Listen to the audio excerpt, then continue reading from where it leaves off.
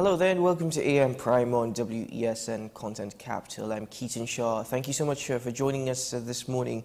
Hope you had a very good weekend, that is.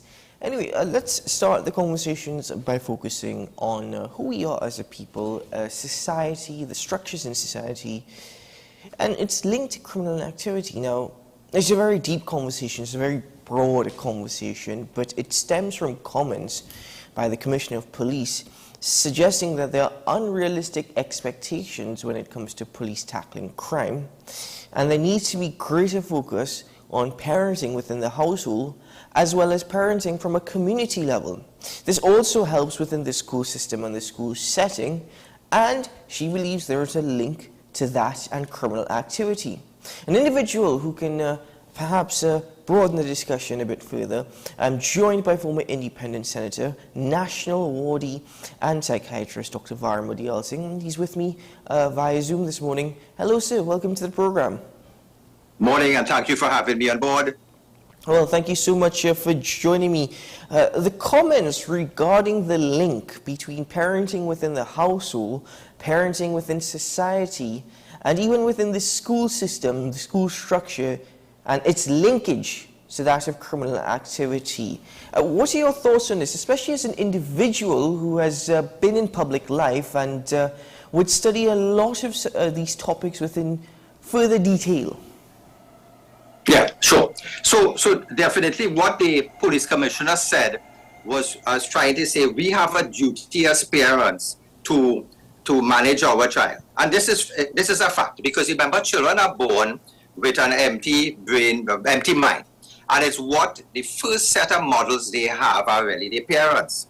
So proper parenting techniques, what they see in the home, how we manage conflict in the home, how we manage our anger, it's important as the first set of guidelines for these kids. So this is where proper parenting come in, and the wrong parenting techniques may sometimes lead to an individual being individual who will go to a life of crime. So parenting is important. Second thing is the community, and what she meant by the community, she was trying to say that, they would say that the village will raise the child.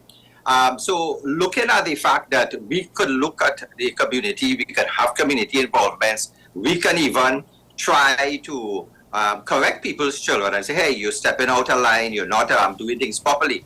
Now, this was something that could have been done long ago. Now, certain communities are, there's so much crime in certain communities, certain persons are now not willing to engage other persons' children in case there's some backlash.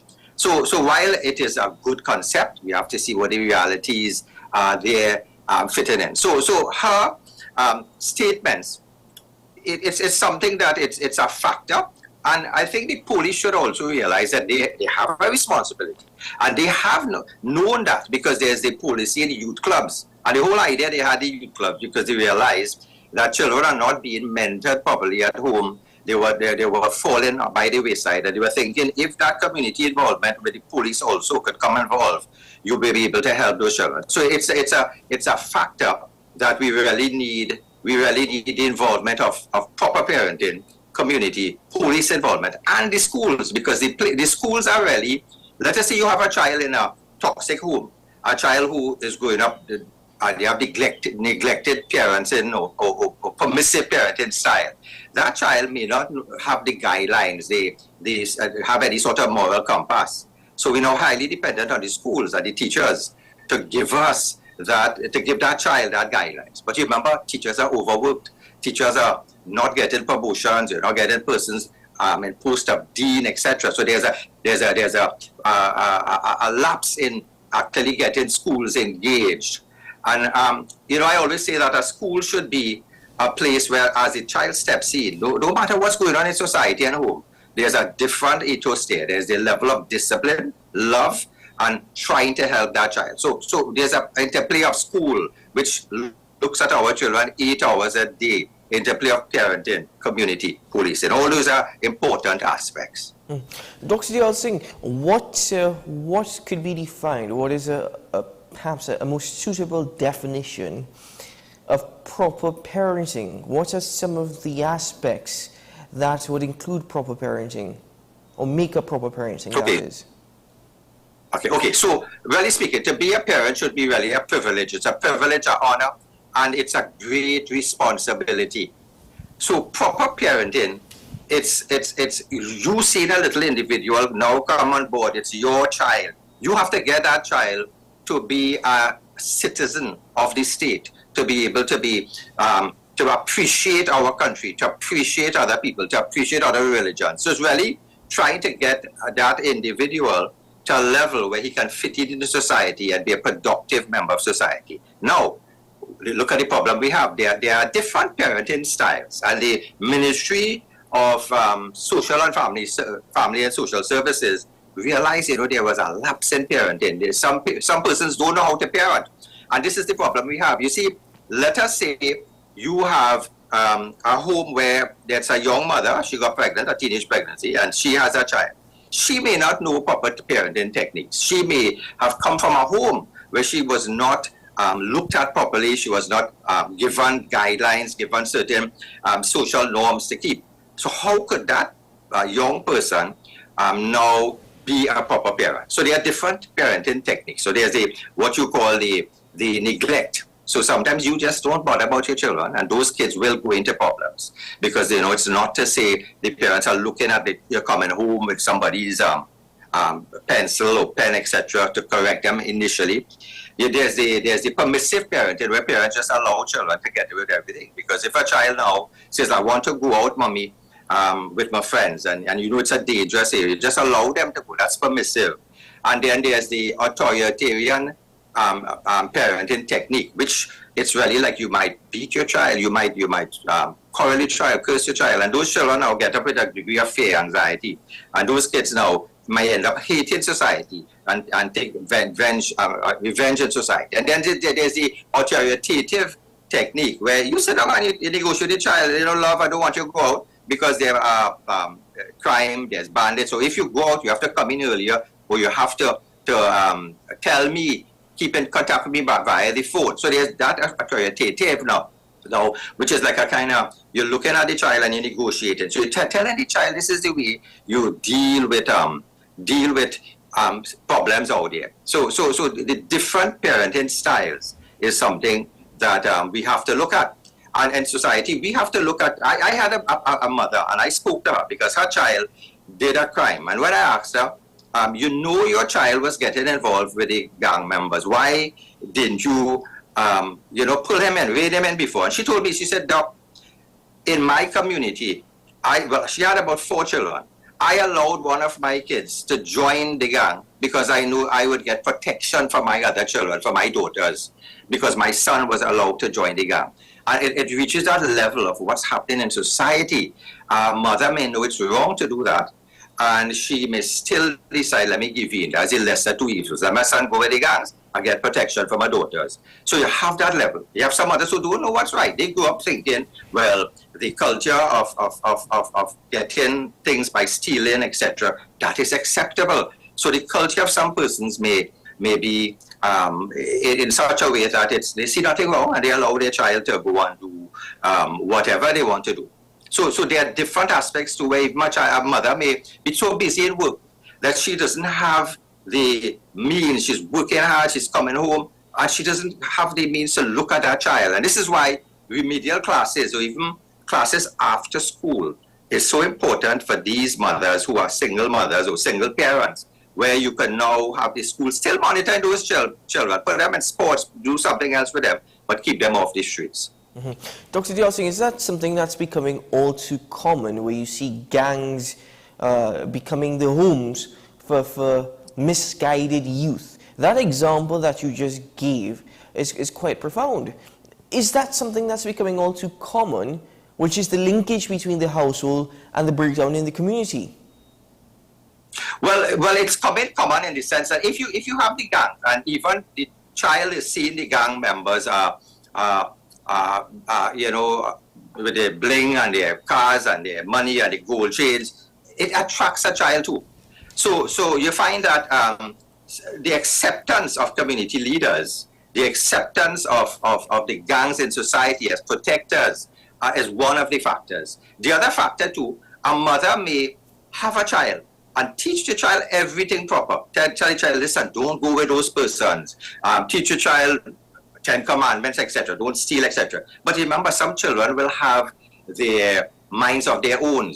And therefore, even though you have proper parenting, you still have that child maybe going and stray into these things because of the attraction of the gangs. And no matter what that parent says, you find that, that child not going to listen. And this is a challenge with some parents. Even some parents who are in a home with a traditional family and teaching the child properly, they find some children are just want to go into that excitement. Because remember, some of the music, some of the songs glorify violence, glorify the gangsterism.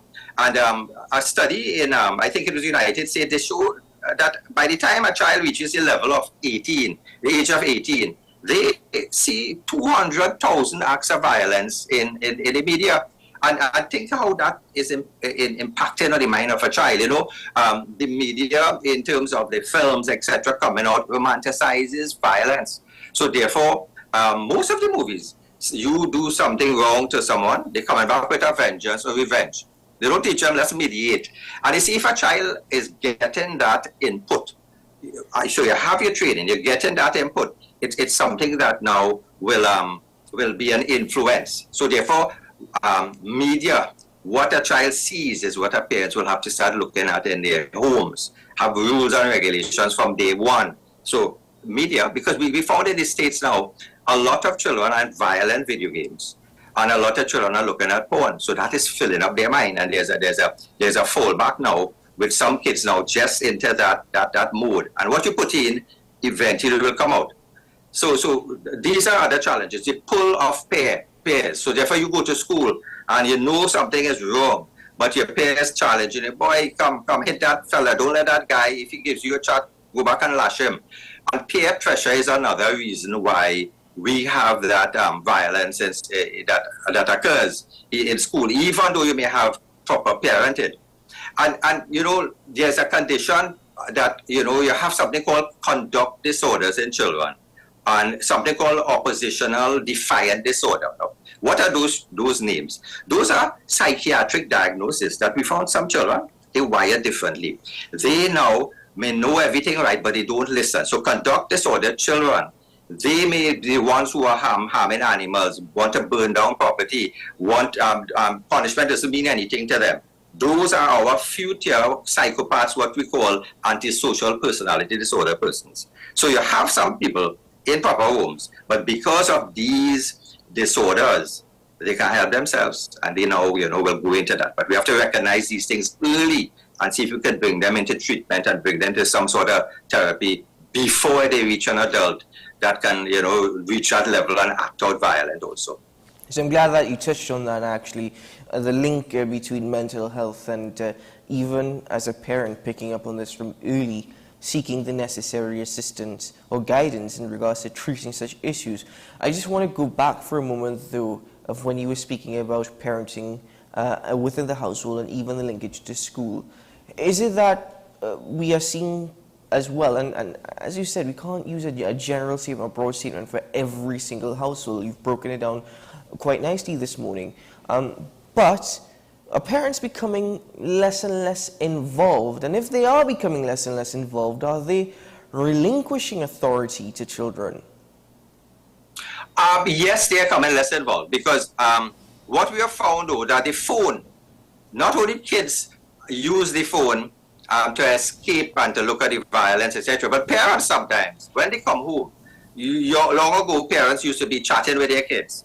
Now parents go online, Facebook, and these things. So you find you're in the home, your parents there, but you're not giving them the attention. And this is something where if a child speaks to you, you have to put on that phone and look that child in the eye and give that child that attention. You're sending the message that the phone is more important than the child. So therefore, parents now, sometimes if you are so consumed, if you are parents who suffer, thinking where your next meal coming from, I might lose my job, you have your own relationship problems. You may not have the energy really to give that child the attention the child needs. So therefore, sometimes you have to look at the parent as an individual too, who may need help in sorting out their own problems, who may need guidance to say, hey, a child, you have to do things. And some studies in the I think it was Harvard. They did some studies for graduates in Harvard, and they looked at successful persons, and they said having a father figure around and a loving father around, was important in them reaching their level. So therefore, again, if you have homes where there's the absent father, if you have homes with a single mother, those are now challenging things we need to know. How are we going to fit in here? How are we going to give those young boys, a role model? And even when you look at the educational system, the young males are falling back globally. And we realized that why is this so? Why the males are now willing to just stay home, play video games, smoke their marijuana, and not come to school, and they're just not interested. And we think, do we need more male teachers, more role models? Do we need to change the way how we teach these children? Because see, education is a way out of crime. And if guys are falling back, we have to say why. Because we always knew the importance of education and in that social elevation but remember, you could get an education degree, but if you can't get a job too, you're back to square one years down the line. So society and the whole has to open up and see how we can get jobs for young persons, how we can engage them, how can we reward people who decide to pick up the pen rather than pick up the gun, because it's easier to pick up a gun and rob someone than sit down for 3-4 hours every day and do work. So all these things we have to now see how we're going to now look at what's happening in society. So that is probably one of the bigger points that I've realized from our conversation this morning, is trying to find a balance with all the challenges associated with being a parent, an adult. As you mentioned, there may be so many things within your mind or so many things that you're facing, then having to actually be a parent and sit down and have that time or that relationship with your children. But then you also mentioned gangs and the attractiveness of gangs and boys not necessarily wanting to work that 8-hour daily shift. It just seems more attractive to be a part of a gang. So then also part of the issue which needs to be addressed is the possibility of gang members or gang leaders becoming surrogate dads. You used an example earlier on in regards to a patient. Well, not necessarily a patient, but somebody whom you would have interacted with, in regards to the son and them knowing and being aware that the son was getting involved with the gang. But it was justified on their part. Yes. And this is the frightening thing. You see, so they're definitely, you see, but two things. There's something called the social learning theory. And the social learning theory is if I look around and I learn what's happening in society, and if I see gang members getting away, they are living normal, they are driving around in their cars, I think, well, this is the way to go. Now, what we need to do as a society is go after these gangs. So you're setting the example that if you have two ways in life, you can go the proper way where we are providing meals in school, we are providing classes, we are providing safety in school because we don't want to go to school and get bullied there too. We are providing teachers. But if you look now, we're now showing those children whose minds are developing that, look, we are taking down the gang members. So this is something as the police has a very important role into setting that example to stop that mindset of kids to say, hey, that's a nice way to go into. So we have a social responsibility and a responsibility to go after these gangs and show the young minds growing up. This is not the way to go. We have to get a faster judicial system. So all these things we need to do in society, and other institutions need to play their role in seeing how we can get quick justice and how we can, when these things happen. So we set examples that's not the way to go. So right away, you stop that aspect, but you have the aspect too where you're educating the children. Now, some children are abused at home because there was a study done by Daphne Phillip, I think it was 1981. And what was remarkable about that study, she looked at children who were acting out in school violent. And she found about 40% of those violent kids were sexually abused. 30% said it was poverty. I think then there was 15% said physical abuse. Then there was neglect. And then there was also as part of the picture. So you found that you found verbal abuse and also neglect. So listen, if you see a child acting out, we have to figure what's going on at that child's home. So it could be also something at that home that we need to investigate. The social worker needs to go in. If a child might be acting out, because some children act out because, I may come to school, you have a squabble over a boyfriend, you saw that beat up the other girl, that is now, we have to show children, that's not the way to do it. We have to have what you call sit down and do some mediation, do some dialogue. But see, if a child see the way we solve problems is by fighting and quarreling and cussing and getting on, a child will follow that. So we have to set the examples. And you see, school has to be a place where you have zero tolerance for bullying, you have zero tolerance for violence. And the school has to be a place where you're teaching the children, hey, whatever going on outside, come. In school, we teach you just something different, how to manage, how to maneuver differences. Because remember, this school violence thing, it is years now, we grappled with this. Yeah, yes. If you remember, since the NER days, there was the Mr. Clive Pantin had met with the tutor head at the time, which was Mr. Garcia, who eventually became the Minister of Education. And since then, they had a national consultation on school violence. After that, I remember when the Kamala Prasad-Biswas was Minister of Education, there was violence upsurge in school, and now they started to have the scanners in school to metal detectors. Mm-hmm. After that, you had, I think it was, I don't know if after before, but Mrs. Manning realized the problem, and she wanted to bring down school psychologists when she was Minister of Education, and there was a Violence Prevention Academy where people came in and studied this. So right through, we had different ministers of education. You found that Tim Gopi Singh, when he was there, he wanted special ed teachers to latch on to those kids who look like they're acting out, who look like they may have some other problem. Because a child who has dyslexia or some other learning disability, when a child sits in class and cannot fathom anything because of a neurological problem, that child may act out, you don't want to appear dunce, so yes. Just disrupt the class. Yeah, so you had along the way different, but we still at this level because we are bombarded with more violence in shows, we are bombarded with more violence in society. So no matter what the ministers of education do, they will always have more to be done. So that's, and I'm glad you mentioned it, that over the course of time we have seen efforts in recognizing what the issues are and perhaps wanting to deal with the issue, but we have not been successful in doing that. As I said, it's a very broad conversation, and we're nearing the end. My final question to you, Dr. Yelsing, is, given all that you've suggested this morning, is there a need for a more authoritative style of parenting?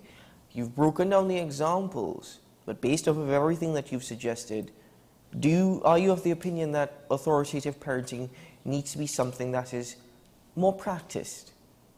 Yes, the Ministry of Family and Social Division has started doing parenting classes. But you see, look what happens.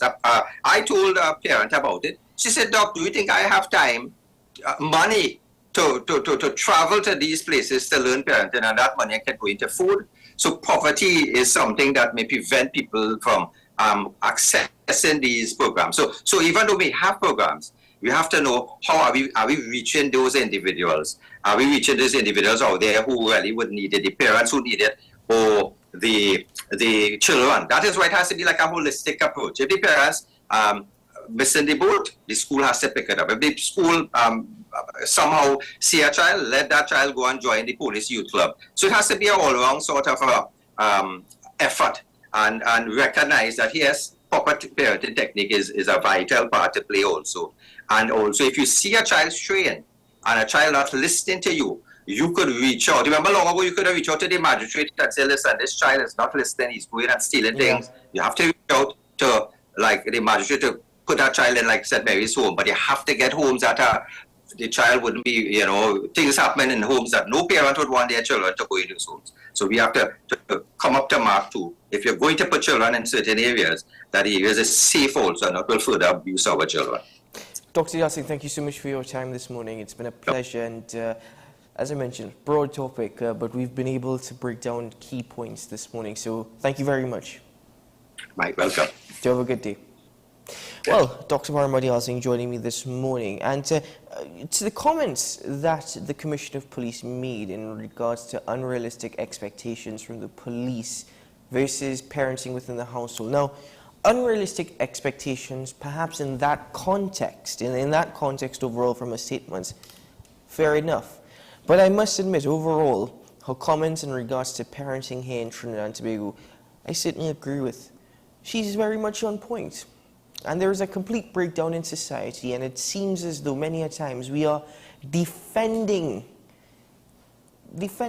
wrong. Why? Anyway, ladies and gentlemen, let's take a break on the program.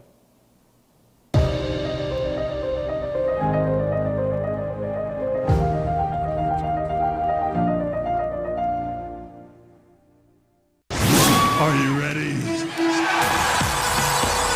We're ready. We're ready. Yeah, we're ready. It is on.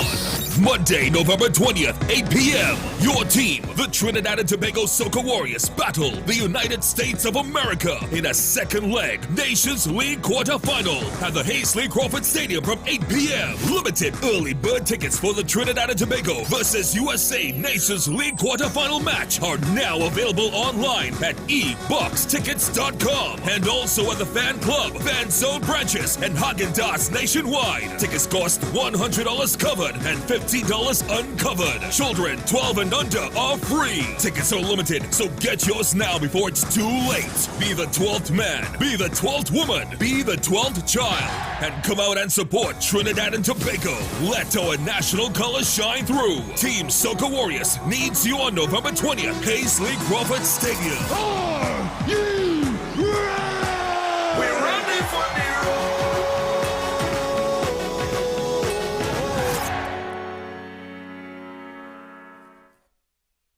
Simon's Musical Supplies Limited. We are the specialist in new and used musical instruments, carrying top brands like Yamaha, Pearl River pianos, vinyl and Sabian cymbals, Remo and Evans drumheads, and Fender guitars, just to name a few. Also, a wide assortment of music books, pan and accessories. At Simon's, we service what we sell. Trust the leader. Call us now at 625-6412 or visit us at 20 Board Street, Port of Spain.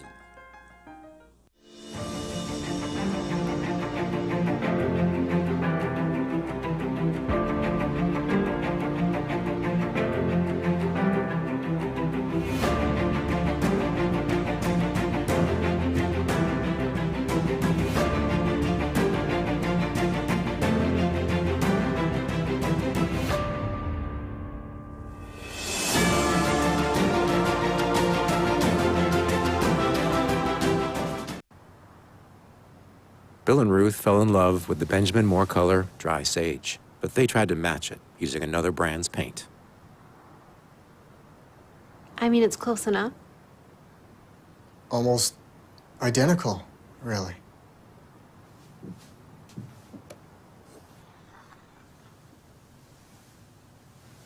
Yeah, there it is.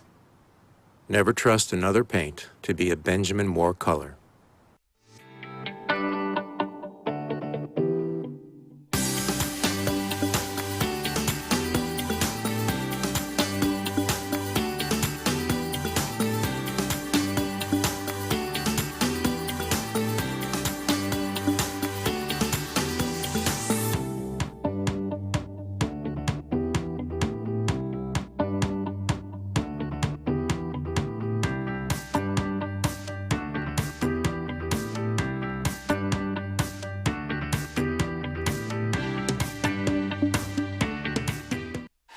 FanZone, your reliable, authentic supplier, has just gotten better. You can now visit our website www.fanzonett.com for your authentic wear and collectibles. The only place where you can use both your Visa debit and credit cards. Visit our website fanzonett.com to make your purchase today.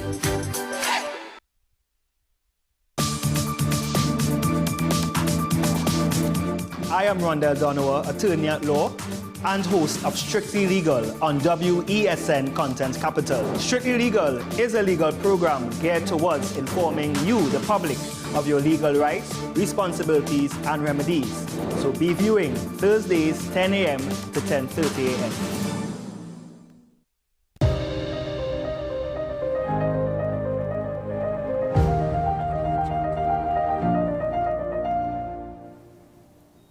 Welcome back to the program, ladies and gentlemen. Thank you for making the time to be with us this morning. Well, public relations, political power. Sometimes it goes hand in hand, and sometimes it's just a matter of ignorance. And I'm speaking actually in a most profound manner this morning, being absolutely clear and not mincing my words. Now, it could be rather frustrating at times if you're able to see through the nonsense that is being spewed from all sides of politics and even politicians. And has politicians' view or practice of public relations in itself actually dirty the practice of the career of such? Well, I'm joined this morning by an individual who has authored a column, and most interesting actually, Mr. Roy Mitchell. He's a former special advisor and co-coordinator of the National Tripartite Advisory Council, and he's with me via Zoom. Good morning, sir. Good morning, Keithan. Well, thank you so much for joining me. In reading your column, as you were so able to break down what Trinidad and Tobago has seen and experienced over time, you were able to take quite a pragmatic approach, being able to see through what can be deemed as ignorance or nonsense being spewed at times. But is it that's exactly what politicians want to achieve by people falling for their propaganda, for their practice of public relations? Have they been successful in doing so? The answer is yes and no. We deal with a society that could be very gullible at times, and sometimes the people do not check the facts. We also do not have a situation where the facts are sometimes checked out by even the media themselves. So they print what is said, or they publish what they see, and people sometimes run away with that as the gospel truth. So that from that standpoint, if people believe what they hear and what they see, then the politicians gain an advantage. On the other hand, if people are insightful enough to do their own research and check to determine what the true facts really are, then the politician will be seen as one trying to deceive the population and therefore pay the price.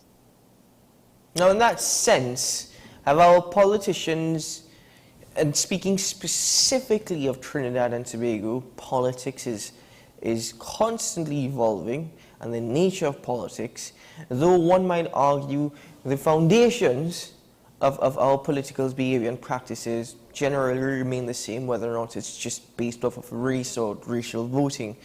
But if we were to look beyond that, have politicians here in Trinidad themselves shown that they are not aware of what politics is or entails, and have even corrupted the practice of such? Well, you have to start off on the premise that we all live in what is called a relationship world.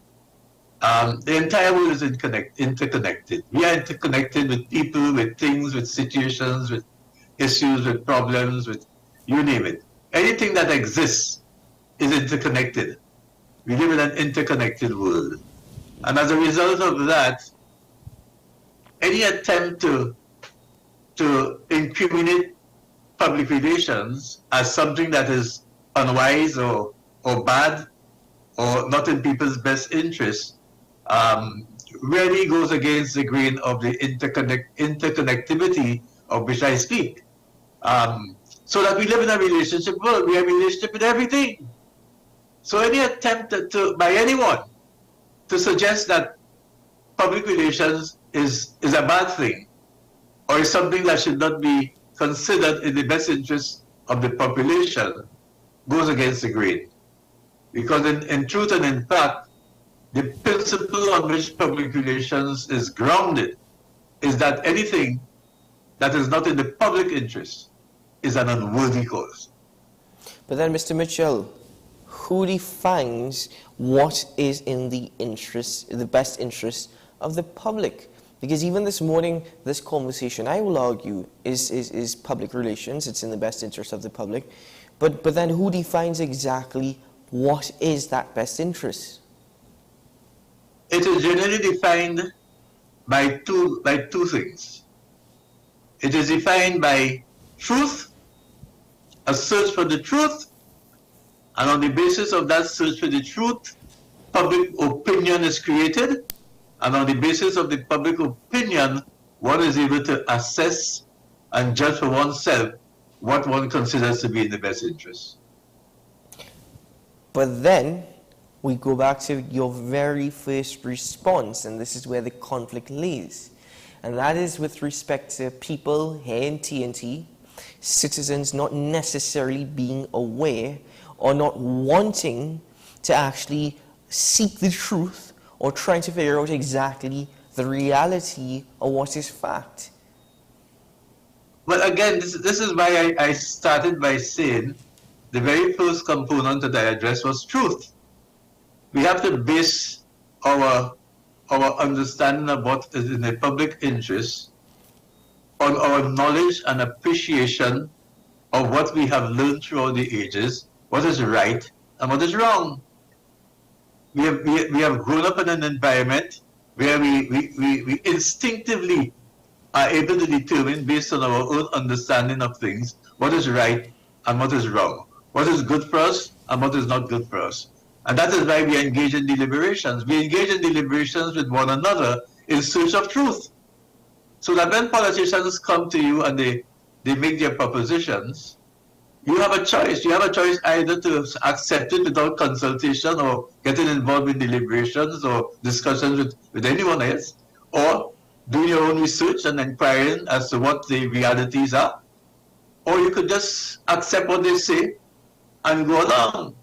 At the end of the day, the truth is what you search for and find as being accurate based on all the circumstances available to you. And that is where public relations actually comes in, because one of the areas of public relations that I think very few of us address or even appreciate is that we are supposed to analyze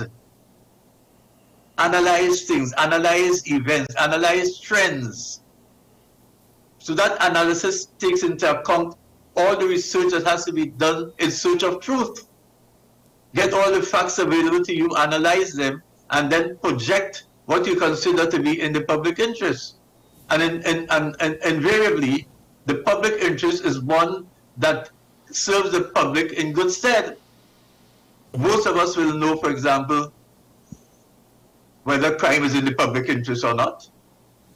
Most of us will know, for example, when we go to a medical practitioner, whether he is serving our interest or not based on what he prescribes.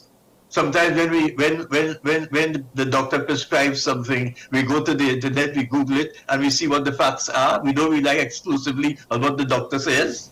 So all that is a part of the analysis and that needs to be done to ensure that we find the truth. And the same thing has got to be done with information. Information is a product like anything else. And if we have to analyze the virtues or otherwise of the product, we have to do our research. So in other words, I'm saying that there's a responsibility that resides on the population at large to search for the truth. Based on your responses this morning, and if I am and I can't read your column in its entirety for the viewing audience, but you seem adopting that pragmatic approach in your column, you also relayed a sense of frustration as you are this morning, and trying to understand fully where that frustration stems. Does it stem from the public domain, as in all that you've explained in regards to people seeking the truth or not seeking the truth, or does it stem from the practices of politicians? I'm not frustrated. I am concerned. And I for a very long time, because even the profession itself, those of us who practice within the profession, some of us are lost. We seem not to appreciate what the truth is about the profession, and therefore we go up in all different tangents. Take for example, some of us have reduced the profession to what is now called simply communications. So we project ourselves as communications consultants, communications specialists, and what have you. Some of us stick to the noble aspect of the whole profession, which is public relations. Because when all is said and done, it is the quality of relationship that we have with one another that will determine the progress that we make on any initiative that we decide to proceed with.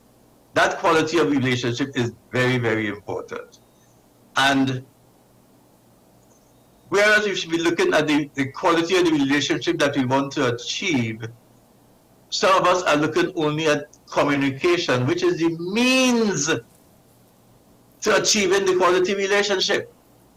So the goal really is the quality relationship, and not the communication, which, essential as it is a means towards achieving that quality relationship, which if only we can achieve that quality relationship, the world will be a better place. But forgive me for laughing. Why does it seem to me, as a young man, that all that you're suggesting sounds as though it's common sense? It is. Yeah, but then, Mr. Mitchell, I seem quite confused and lost. All that you're telling me is common sense, but it doesn't seem to exist. But that's a problem. Keaton, that is the problem. If I appear to be frustrated, you see, we tend to mesmerize and make things look more difficult than they are. You know, even our own homes, if we don't have a quality relationship with our wife, our children, and so on, you know what happens. But where there's a home where the relationship is what it should be, then things seem to progress a lot faster, a lot easier, and much smoother. So it is just, you see, we try to mystify things, but in truth and in fact, the whole world is based on relationship. The whole world. When God created the world, He created the world to have a relationship with the environment and with humanity. He put everything in place. Everything He put in place before He brought man onto the scene. And then He made man in His own image and likeness, so that He could have a good, cordial relationship with man who He created. That is what it's all about. So when we try to move away from the noble ideal of relationships, quality relationships, and we try to give it all different types of connotations, or we try to deny the power and the influence and impact of good relationships, we are not looking at the best interest of ourselves, of civilization, of society, of anything. So before and that is why I could understand, why you're concerned, because it seems so simple, and yet I don't know, we make it more difficult. In terms of actually resolving this issue, we've gone so in depth now. Politicians have gone so in depth. Society has fallen so far behind. Is this something that's easy to resolve if it is simple and common sense? Well, it should be easy to resolve. Well, if mankind will go back to the basics of life, go back to the basics of life, and if I sound biblical, I have to. Because when things didn't go the way that God had intended, when He laid down the 10 Commandments, when it didn't work as He expected it to work, he brought a new commandment. And that new commandment was love. Love thy neighbor as thyself. Love the Lord thy God with thy whole heart, thy whole strength, and thy whole mind. Love. And you just picture a world, Kishan, where people are showing love to one another. Just picture that. A world in which people are displaying love towards one another. I know in our time it probably will never, but the basic principles remain the same. If only we could be obedient to the laws that were laid down under which man is supposed to live. Laws were laid down. Those were the 10 commandments. Do this, do that, do that. Don't do this, don't do this, don't do that. And when we disobey, it's when we disobey the laws of the land, for example, that people get into trouble. If we obey the laws of the land, everything will be fine. And any act of disobedience, in truth and in fact, sours the relationship you would have with whoever laid down the law. Mr. Mitchell, I want to thank you very much for joining me this morning. And like I said, in reading your column, I got that sense of, well, I thought it was frustration. I'm glad you said, you know, it's more so out of concern, and I've been concerned for quite some time. But the mere fact that in this brief discussion, we've been able to point out how simple of an issue it is, but how difficult we're making it. Your last response in regards to love, I myself, in my lifetime, I don't know if I'll ever see it. You see, love is a very expensive thing. And the reason why I say it's a very expensive thing is because people don't love themselves. So why would I love others? That just seems to be the attitude and mindset now. Yeah, you see, and therein goes the complication. I remember when God said, love thy neighbor as thyself. And you're quite right. If you don't love yourself, how can one expect you to love the neighbor? It begins with us. It begins right here with us. You know, what we think, what we see, what we feel, what are our perspectives in life, to what extent we are prepared to obey the fundamental rules, do unto others as you will have others do unto you. All these are simple rules that through the ages we have been taught, but nobody is prepared to spend time impressing upon the minds of the people that these simple rules will help us out of the predicaments that we find ourselves in. Mr. Mitchell, thank you so much, sir, for your time this morning. I wish you a good day and look forward to your next column. Yeah. Thank you very much. Pleasure talking to you. Have a good day. Okay. Ladies and gentlemen, let's take a quick break on the program, because how that conversation ended in regards to love and even the world, our next conversation speaks to a lack of love to a great extent. So we'll be right back after this.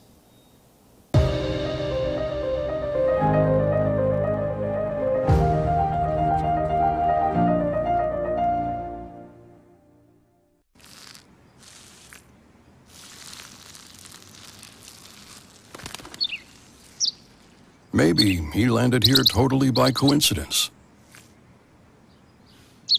But if by chance he's admiring your fresh coat of Benjamin Moore soft sky blue, well, that's a pretty high compliment. Coming from an expert.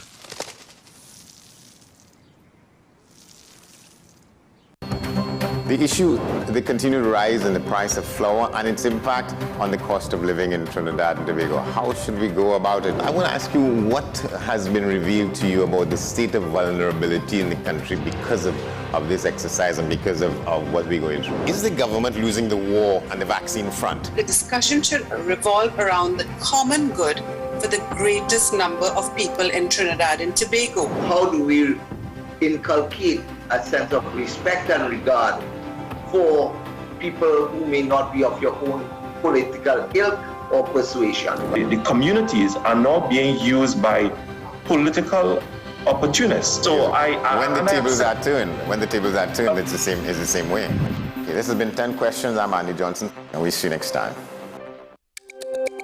Every word, every line, every paragraph depicts a real moment in someone's life.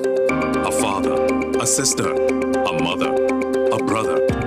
We at Newsday are dedicated to you, the people, and through independent, unwavering journalism, strive to always bring your stories to life. Because your stories are more than just words. Newsday, independent and credible.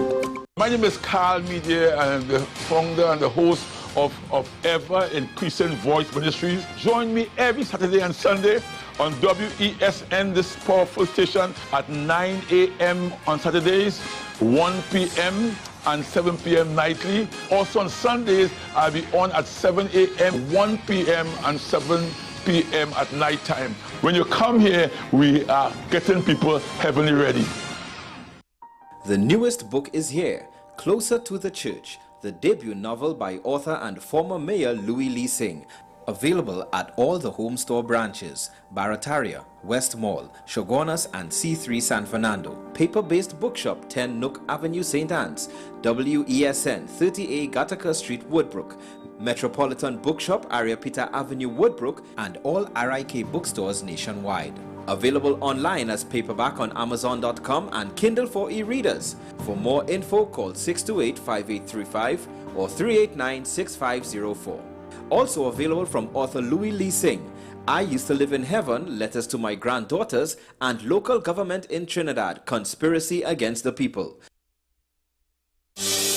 Join me, Dr. Nalini Kokram, on What's Up Doc, where we discuss all your burning questions concerning health.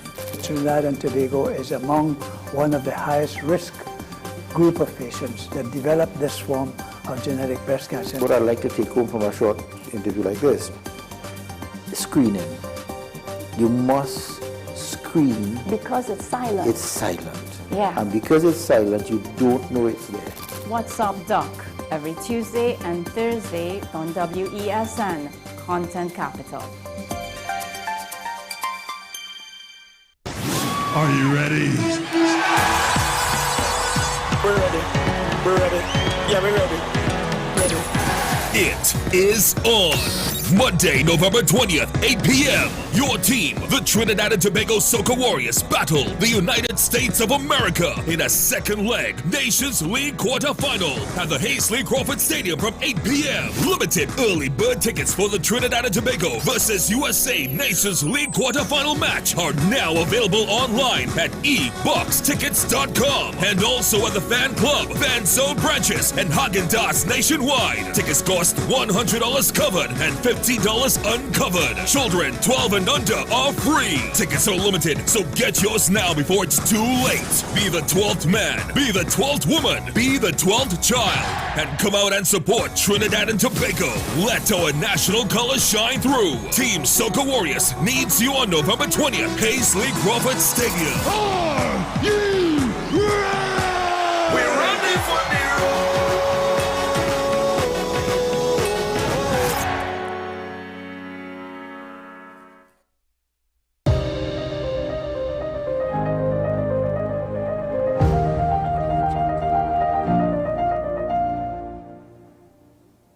Welcome back to the program, ladies and gentlemen. My final conversation this morning focuses on the conflict between Israel and Hamas. Now, at this point, many around the world are saying that it's Israel versus Palestine.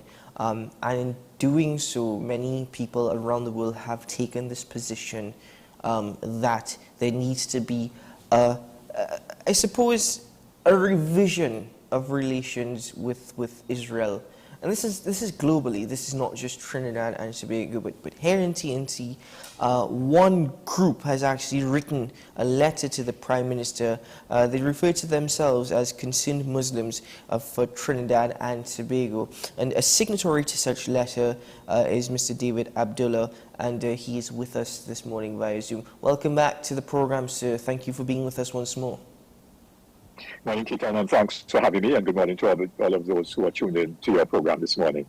Well, Mr. Abdullah, the contents of the letter, don't have the letter in its entirety, but the summarized version, more or less, relates to Trinidad and Tobago having to revise its diplomatic relations with Israel. To be blunt, to cut ties with Israel, why is it necessary, or at least from the standpoint of the signatories to the letter, that this is the only option for Trinidad and Tobago? Great. So let me just make one correction. The letter was sent out on the letterhead of the Concerned Muslims of Trinidad and Tobago, but it really was a collective letter signed by representatives of 6 organizations, whether Imtiaz Mohammed as a PRO of the Concerned Muslims, he signed it because they have been spearheading the activities against, or in solidarity, let me put it that way, in solidarity with the Palestinian people, but also signing were the network of NGOs for the advancement of women, the Joint Trade Union Movement, the Emancipation Support Committee, and the Caribbean Freedom Project, and myself on behalf of the MSJ. So we had, it was a collective effort, and this came out of a rally that was held at Palms Club in San Fernando, and that rally was held a couple of Sundays ago. And so based on the number of contributions that were made from the head table by these representatives of these organizations that were represented at the rally, the same ones who signed on, based on that and the consensus that emerged from the floor in terms of acclamation, we penned this letter to the Prime Minister. And we did say that the diplomatic relations with Israel should be suspended. Now, interestingly, Belize, another CARICOM country, has already suspended diplomatic relations with Israel. And a number of other countries in Latin America have done the same. Some have recalled their ambassadors from Israel as a mark of protest. And the essential reason is that Israel must be isolated. We must identify them as a pariah state, because they have bluntly refused to abide by United Nations resolutions over the years, including, for example, the last resolution that was passed a few weeks ago by the United Nations General Assembly, in which 120 countries voted, including all the CARICOM countries with the exception of Jamaica, which strangely was absent from the vote, and that has caused a huge furor in Jamaica. But CARICOM countries voted in support of this resolution, which called for not a ceasefire, though that really is what should have been called for, but a truce. And Israel and the United States voted against that resolution, together with 12 other countries. So 14 countries opposed the resolution, 120 countries supported it, and some 40-odd countries abstained. And in the UN system, an abstention essentially is an indication that you support the resolution without going on record as having voted for it. So Israel refuses to recognize the United Nations. In fact, the Israeli ambassador to the United Nations has attacked the UN as an institution and the countries that voted for the resolution. He attacked the UN Secretary General in the most disparaging ways and called for his resignation.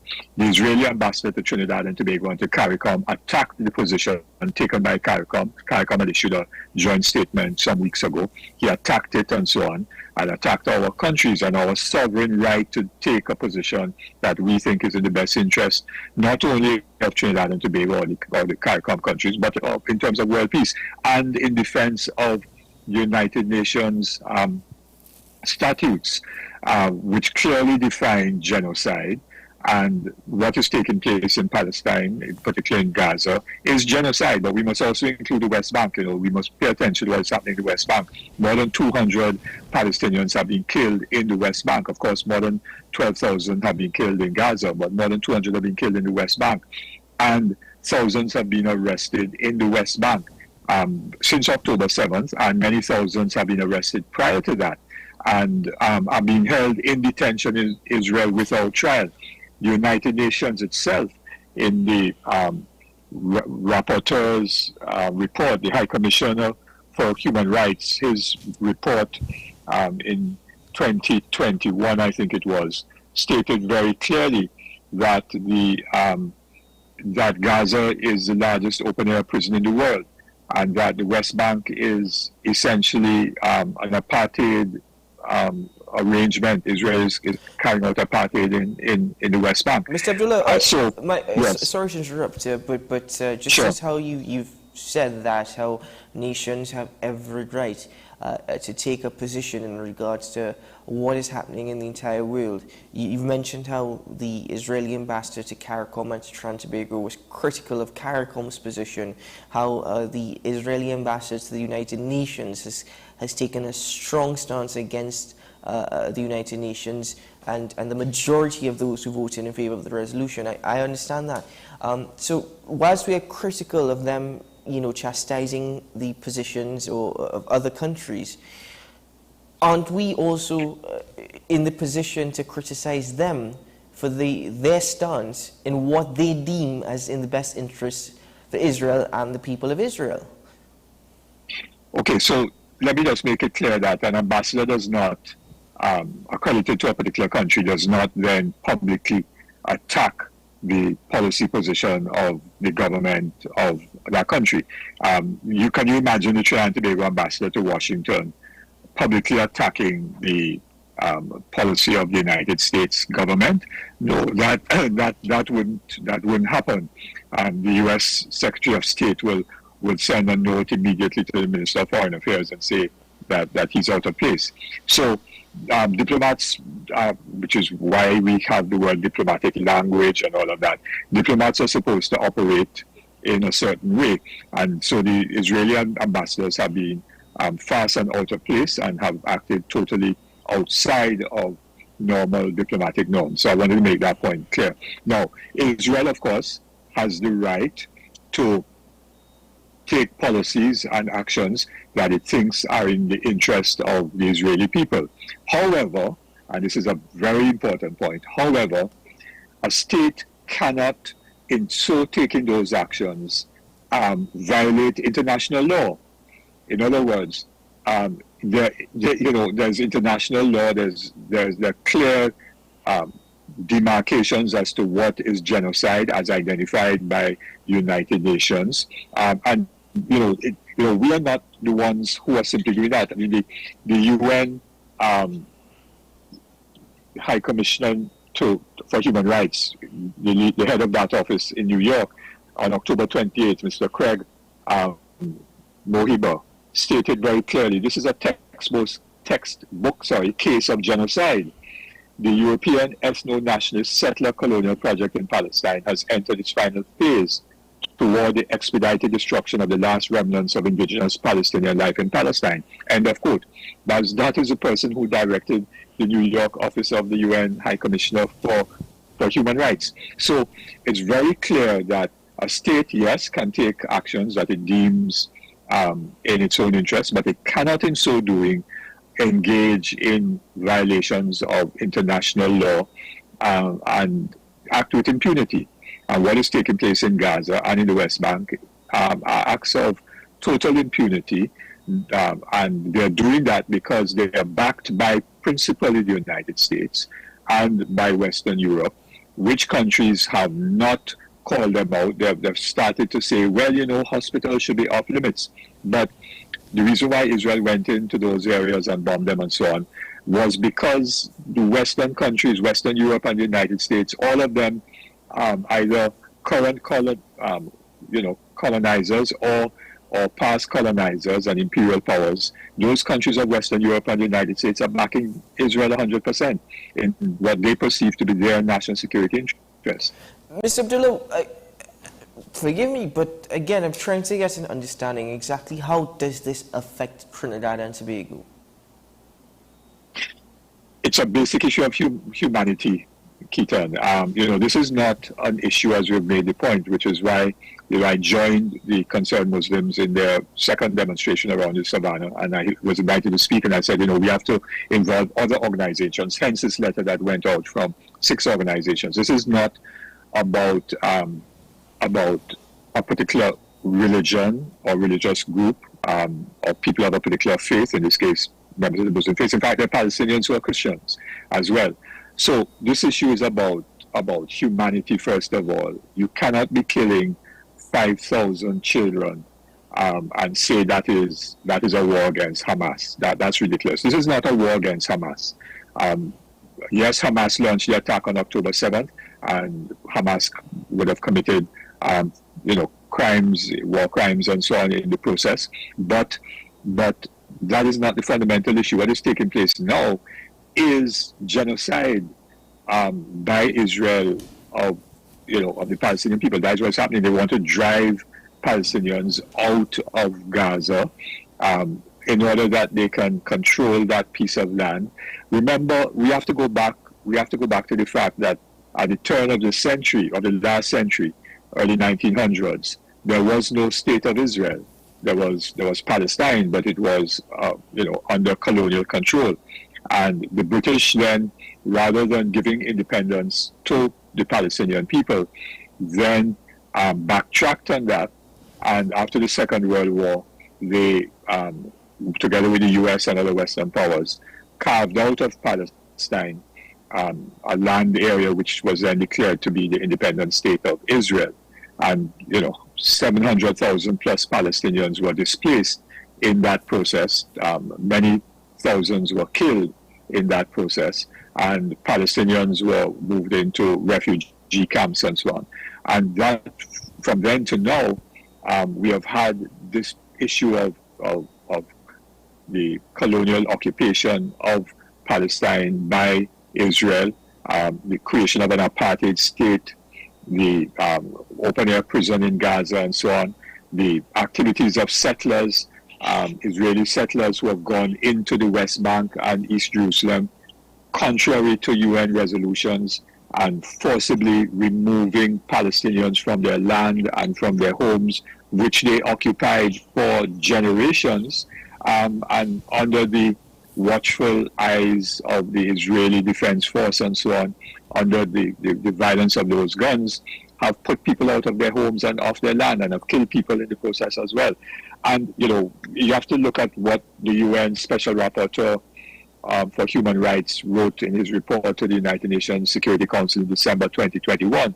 And he said that without decisive international intervention to impose accountability upon an unaccountable occupation, there is no hope that the Palestinian right to self-determination and an end to the conflict will be realized anytime in the foreseeable future.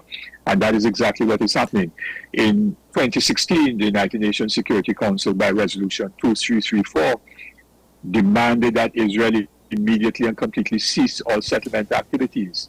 And they went on to say in this report on the UN website, the Council has on numerous occasions expressed concern about the situation on the ground, declared null and void all the measures taken by the Israeli government to change the status of Jerusalem, called for the cessation of Israeli settlement activities, which it determined to have no legal validity, and that Israeli settlements constitute a flagrant violation under international law.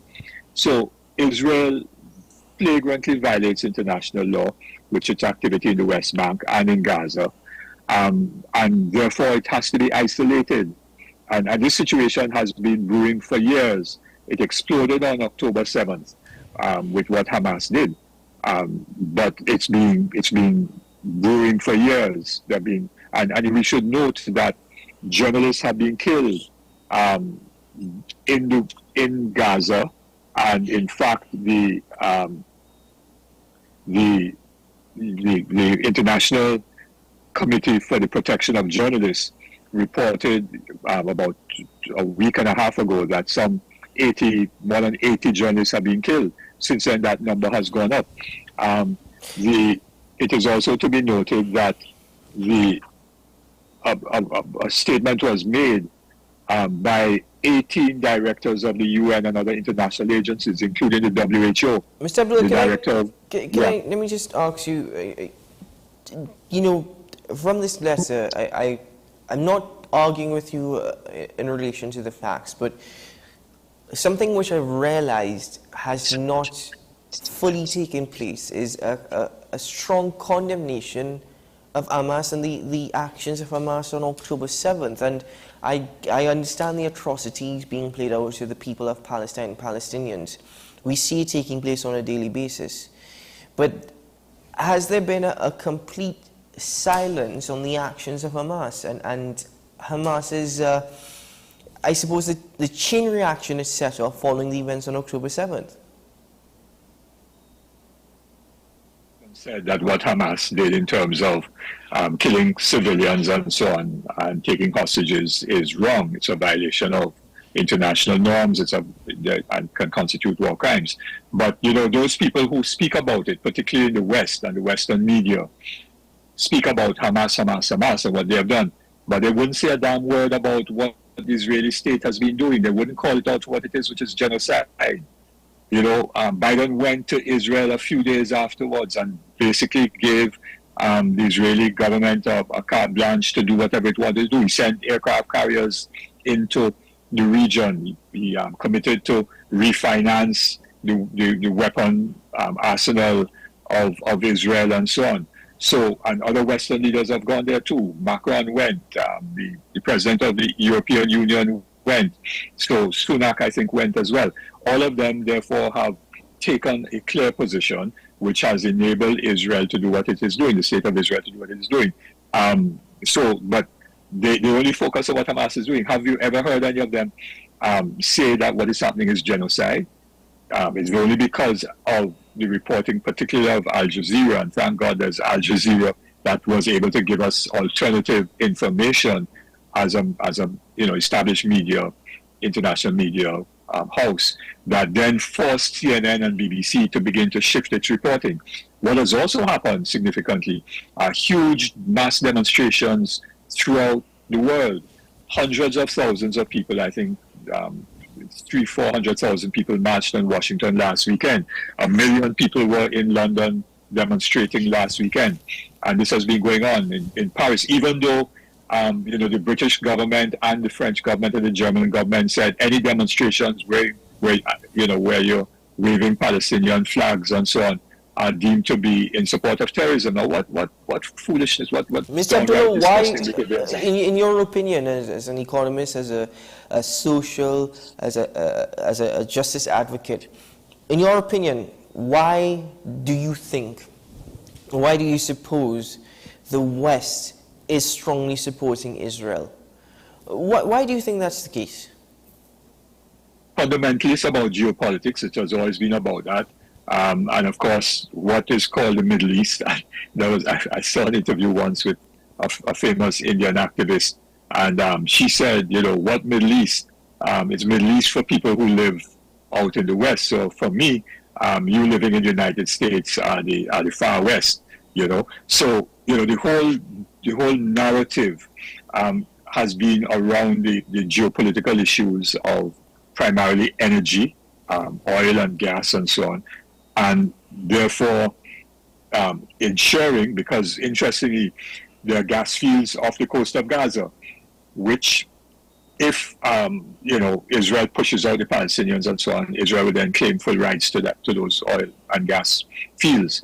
So there's the geopolitical thing. There's the issue of the U.S.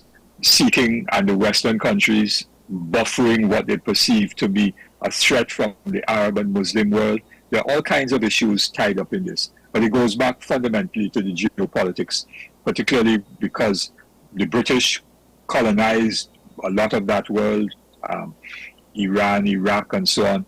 And then later on, when you had the democratic nationalist governments coming into the fore, they were removed by coup d'etats, and people were installed, like the Shah of Iran was installed as a puppet really of US and British oil interests. So you had those fundamental economic matters that are driving it. And of course, Israel has nuclear weapons. It came out, I mean, everybody has known it for years, but one of the Israeli cabinet ministers said, well, the solution to this thing is to nuke Gaza. And of course, he was fired, but the story came out publicly.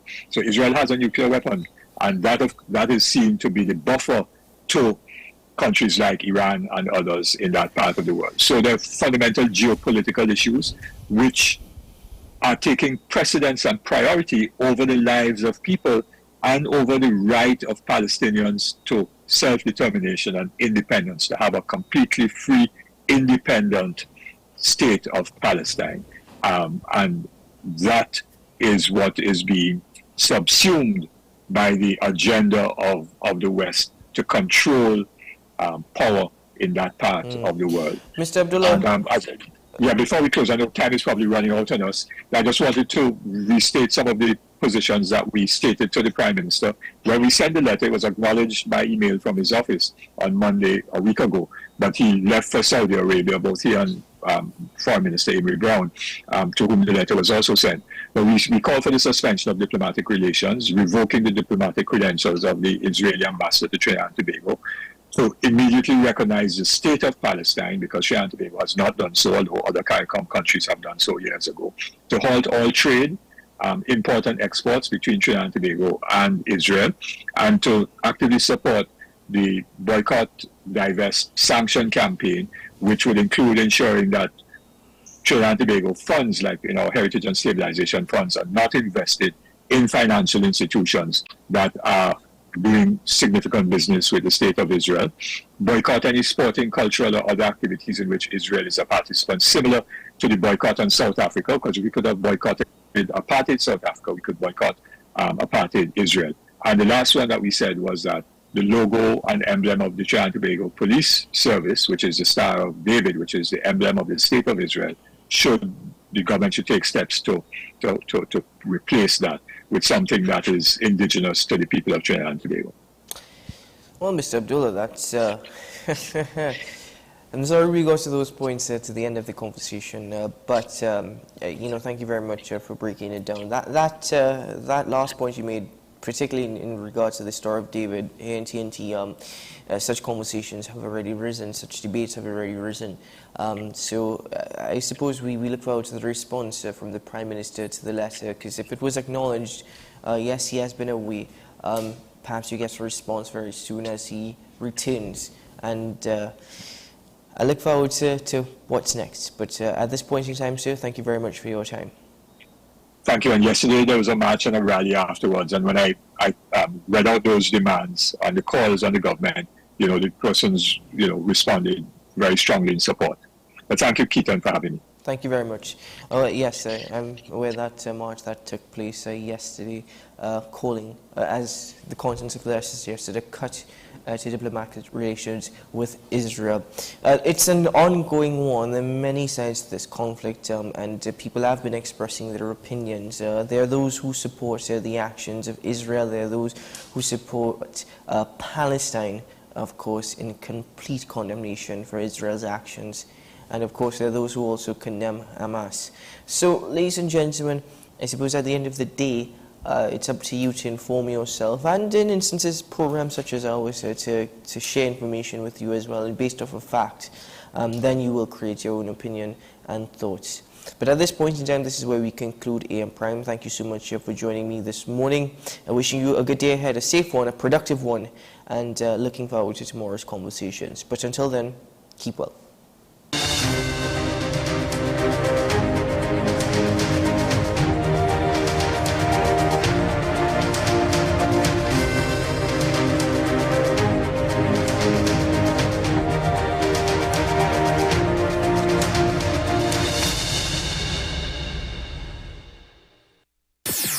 WESN.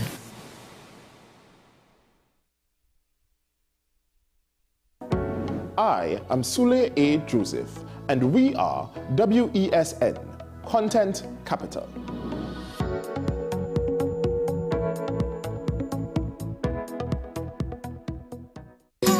Take some time for yourself or spend some time with the family at Sandy Point Village Hotel.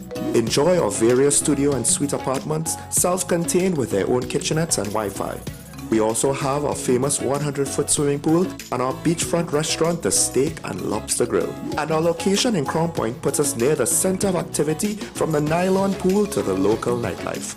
Call us and make your reservations at 639-8533, 389-2378 or email us at sandypointvillagehotel@gmail.com. What's the best way to grab the attention of viewers? Please exercise more patience. You have to be kidding me. Doing what we do best. I'll say at the very least it's a conspiracy of laziness against the people. Join me, Keaton Shaw. And me, Sean Michael Small, for Talking Point. Weekdays from 8 a.m. to 9:30 a.m. We go in-depth on the trending issues and engage the most controversial newsmakers as we get them to account to the people for their actions. You can't go to the government with nothing. You can't go to cabinet with an empty hand, with a wish. I'm glad that we're having this a sober, mature discussion. In the present situation, I expect a continuation of the chaos. Join us for the discussion, Mondays to Fridays, only on WESN, the content capital. The issue, the continued rise in the price of flour and its impact on the cost of living in Trinidad and Tobago. How should we go about it? I want to ask you, what has been revealed to you about the state of vulnerability in the country because of this exercise and because of what we're going through? Is the government losing the war on the vaccine front? The discussion should revolve around the common good for the greatest number of people in Trinidad and Tobago. How do we inculcate a sense of respect and regard for people who may not be of your own political ilk or persuasion? The communities are now being used by political opportunists. So when the tables are turned, it's the same way. Okay, this has been 10 questions. I'm Andy Johnson, and we'll see you next time. Join me, Dr. Nalini Kokram, on What's Up Doc, where we discuss all your burning questions concerning health.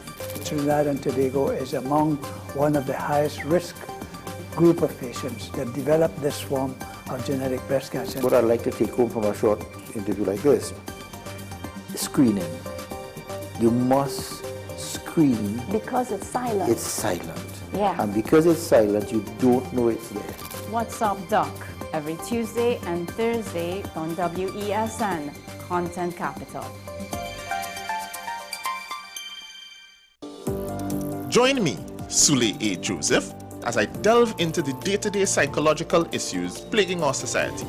We will discuss behaviors that encompass the biological influences, social pressures, and environmental factors that affect how you think, act, and feel. Sight, Thursdays at 11:30 a.m., only on WESN, Content Capital.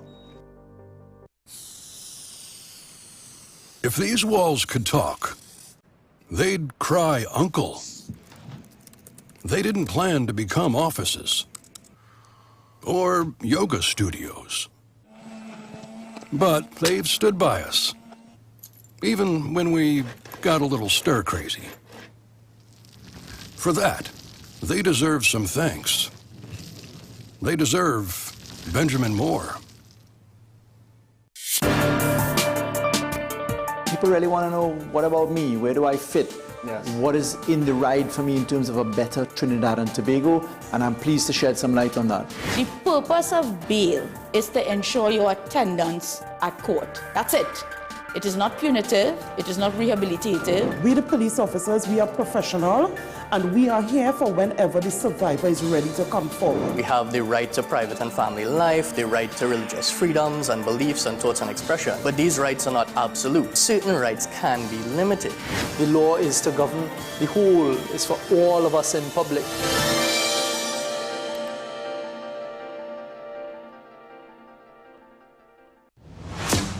Is it politics? What is it? Is it that nobody cares about sports? The kind of support that sport used to get in the past is no longer here. The thing is, taking a knee doesn't mean that that's the only thing you're doing on. Right. Taking a knee along with other stuff. Samantha, what are you looking forward to when you return home to Trinidad and Tobago after winning the title? Thank you very much for speaking it into existence. Is there no pressure on Nicholas Paul? It makes me more motivated to work hard and to go out there and rep the red, white and black. Why are we sending a team to the Winter Olympics? There are a number of Trinbagonians who are in the diaspora and have grown up in winter sport. It's an opportunity that the Trinidad and Tobago Olympic Committee will not close the door on. I also believe in the players that we have. Once you can motivate the players, you can get the best out of them.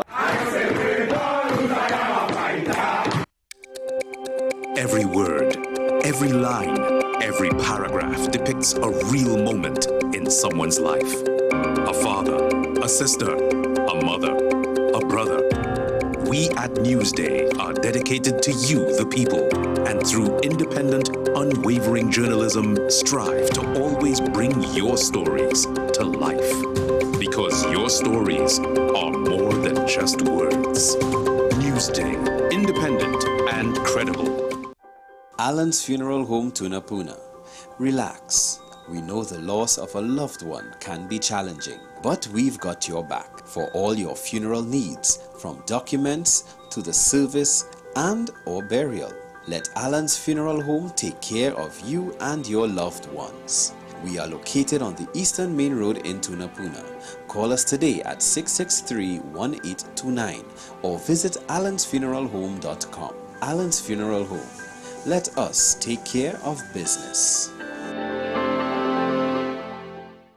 Simon's Musical Supplies Limited. We are the specialist in new and used musical instruments, carrying top brands like Yamaha, Pearl River pianos, vinyl and Sabian cymbals, Remo and Evans drumheads and Fender guitars, just to name a few. Also a wide assortment of music books, pan and accessories. At Simon's, we service what we sell. Trust the leader. Call us now at 625-6412 or visit us at 20 Board Street, Port of Spain.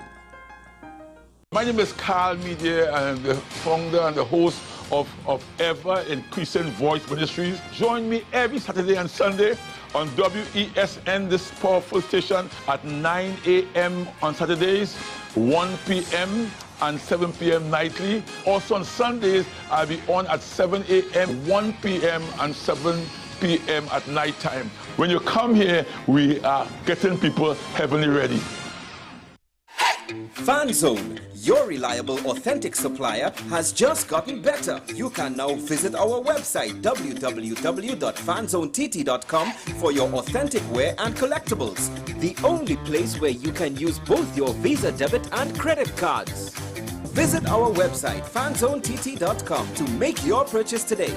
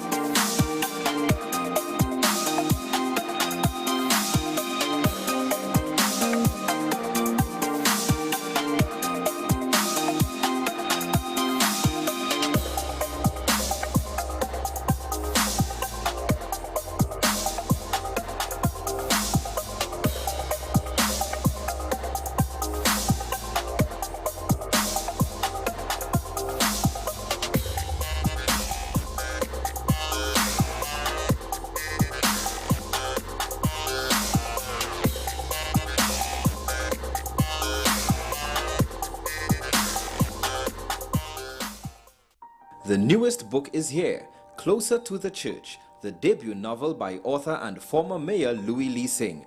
Available at all the home store branches, Barataria, West Mall, Shogunas and C3 San Fernando. Paper-based bookshop 10 Nook Avenue, St. Anne's, WESN 30A Gattaca Street, Woodbrook, Metropolitan Bookshop, Ariapita Avenue, Woodbrook, and all RIK bookstores nationwide. Available online as paperback on Amazon.com and Kindle for e-readers. For more info, call 628-5835 or 389-6504. Also available from author Louis Lee Singh, I Used to Live in Heaven, Letters to My Granddaughters, and Local Government in Trinidad, Conspiracy Against the People.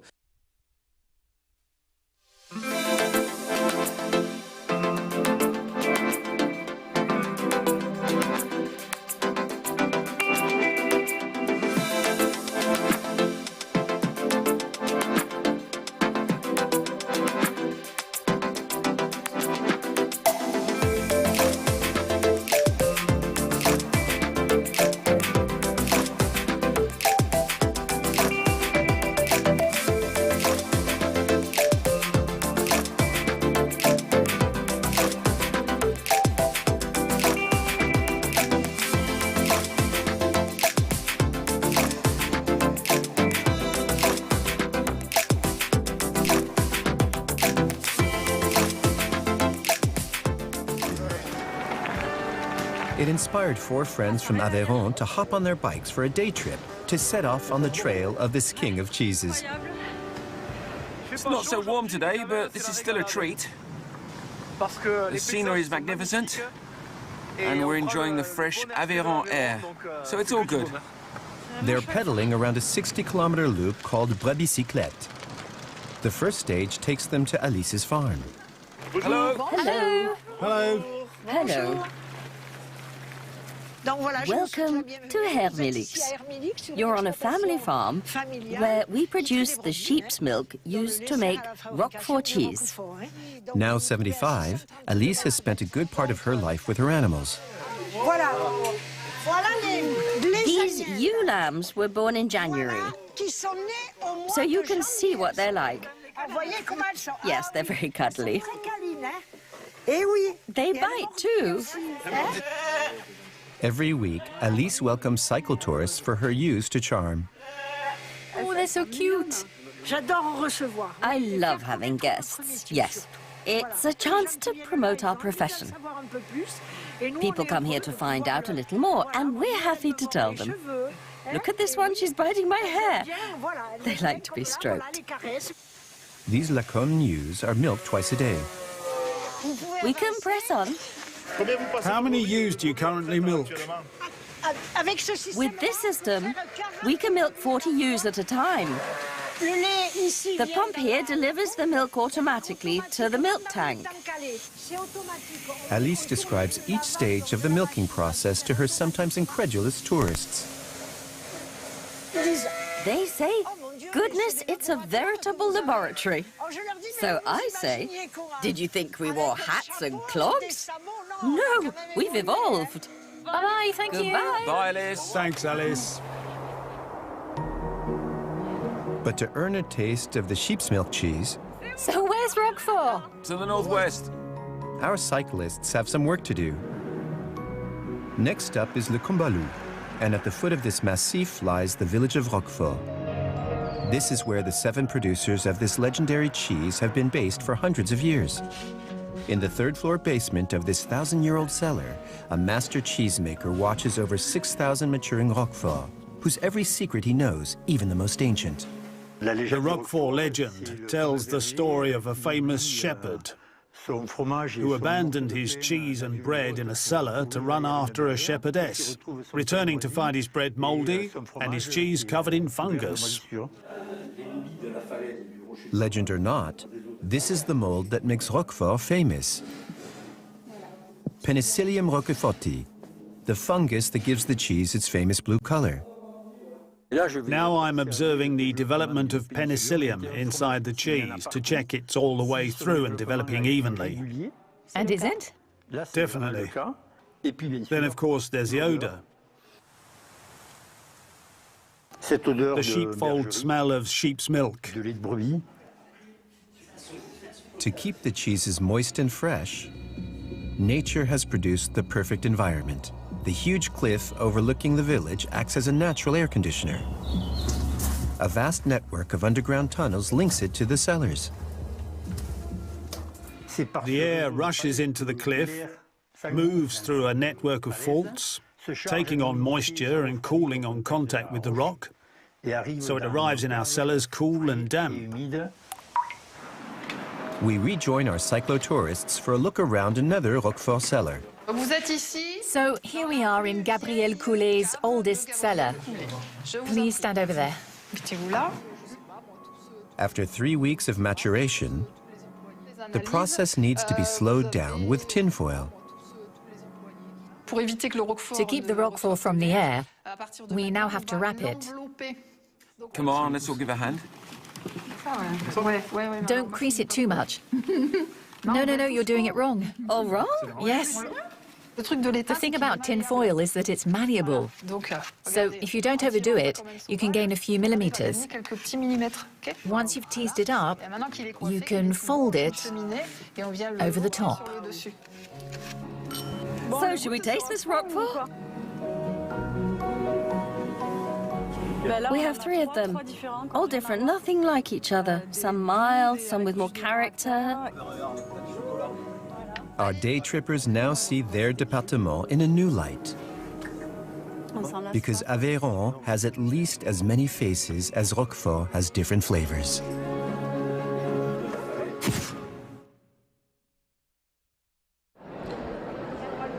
It's quite the undertaking, a 13-minute-long single shot filmed during a live catwalk show. Even more so because I've never been to a fashion show before. You haven't? No. Two-pronged experience. Yes, it's wild. I thought the fashion show had started when I saw everyone arriving. There are some interesting specimens around. I think we can agree.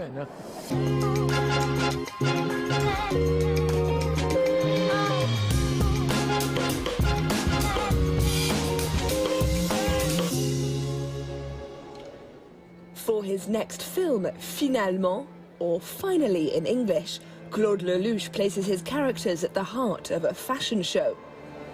The collection in question belongs to Parisian couturier Stéphane Rolland, who reveals his Haute Couture 2023-24 winter offering on the great staircase of the Paris Opera. It came about in a number of ways, actually. First was the meeting with Claude Lelouch. And when he came to my last show, he told me he wanted to film the next one. Meanwhile, we were also celebrating Maria Callas's 100th birthday. We love the opera, and we really wanted to bring Maria back to life for one night. And by referencing those images of that incredible night at the Paris Opera from 1958, we wanted to recreate that incredible moment where the whole international jet-set crowd was there. It was one of the most glamorous and elegant evenings in history, and that's what we recreated. I like to think we've managed to bring the diva back to life under the watchful gaze of Claude Lelouch, and that's a wonderful thing.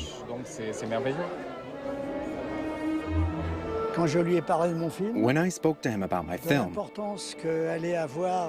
the centrality of the fashion show within the story, I chose Stéphane Rolland. Of course, I could have gone with someone else, but I simply fell in love with what he does.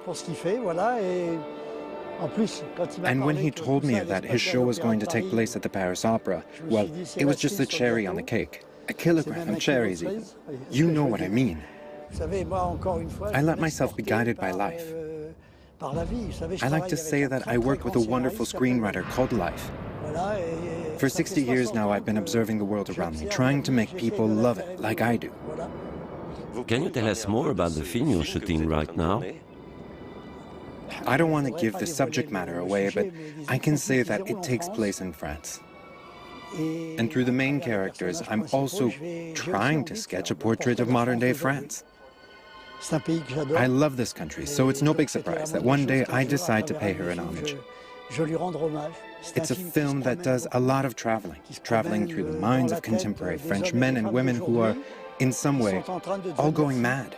And I also think that chaos can be extremely nourishing. So we're trying to film the extraordinary fertility that can come from chaos. And because it's a film that's going to make people dream, because you can't overdose on dreams, we're really going for it. The actresses, naturally, addressed by Stéphane Rolland. As for the actors... I'm Raphael Mizrahi.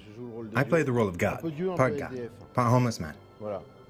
It depends on the day. I'm dressed like that? Always. I've only got one costume, whether it's the 24 Hours in Mons, at the Opéra Garnier, or at the Avignon Film Festival. I'm always dressed the same. It's great. But let's return now to Stéphane Rolland's collection. It's the story of Maria Callas, and it's the story of the opera. It's a story about life, and it's about a woman who was both strong and fragile. I wanted to project a powerful image of the modern diva, with some extremely graphic clothes to evoke the very strong temperament she often had, but also at the same time that vulnerability, that sensitivity, and suffering she carried with her too. So all of that is expressed in the cut of the clothes. Very graphic, almost Japanese in some ways. Modern embroidery. We sculpted these shapes and then covered them in leather in order to recreate the acanthus leaf decoration that you see everywhere here at the Palais Garnier. We also added some really flamboyant touches, burning bushes that come out from the shoulder, from the bust, the back, lots of gold leather details. We created olive trees from gold leaf. We also used porcelain to create these mosaic elements on the main body of some items. There's a lot of innovation here. What did you make of this haute couture collection? I thought it was magical, elegant, strong, and what a sublime homage to Maria Callas. It's sublime, it's so Stéphane, it's art, it's the best of haute couture. He's ahead of the game. He exceeds even what we expect from him. And he reinvents himself every time. I don't know how he does it, honestly, but everyone was delighted. And I feel honored to have been able to see this magnificent show. All that remains now is for Claude Lelouch to finish his film, and for Stéphane Rolland to start work on his next collection.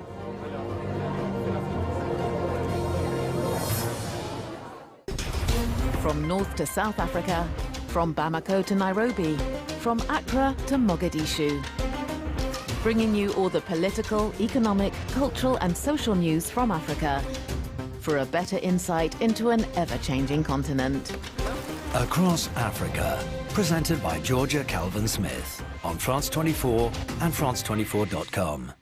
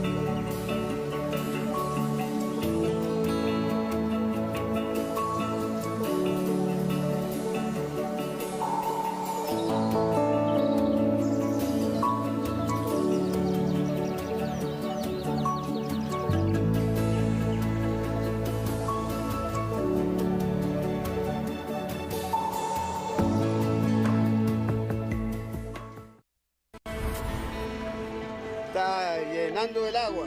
Así que esa isla se va a desaparecer. Entonces los niños que van a sufrir.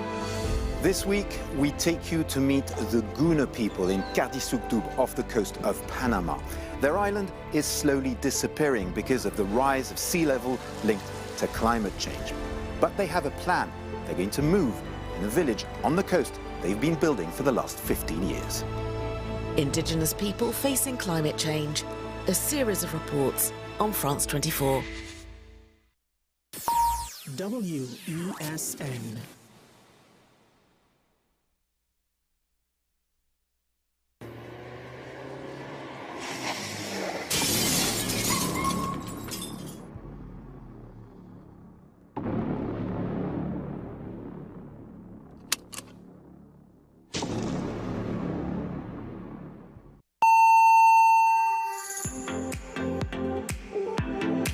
Television has helped tell the story of who we are.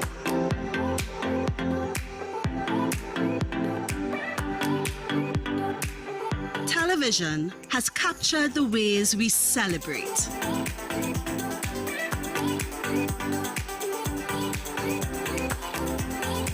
Television has shown the rich talent of our people.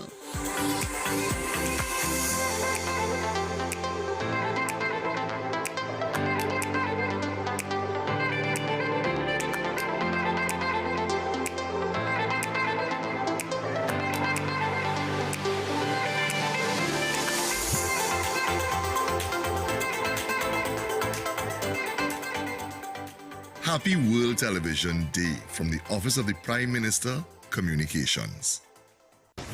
Are you ready? We're ready. We're ready. Yeah, we're ready. Ready. It is on. Monday, November 20th, 8 p.m. Your team, the Trinidad and Tobago Soca Warriors, battle the United States of America in a second leg Nations League quarterfinal at the Hazley Crawford Stadium from 8 p.m. Limited early bird tickets for the Trinidad and Tobago versus USA Nations League quarterfinal match are now available online at eboxtickets.com and also at the Fan Club, Fan Zone branches, and Häagen-Dazs nationwide. Tickets cost $100 covered and $50 uncovered. Children 12 and under are free. Tickets are limited, so get yours now before it's too late. Be the 12th man, be the 12th woman, be the 12th child, and come out and support Trinidad and Tobago. Let our national colors shine through. Team Soca Warriors needs you on November 20th, Hazley Crawford Stadium. Are you ready? We're ready for the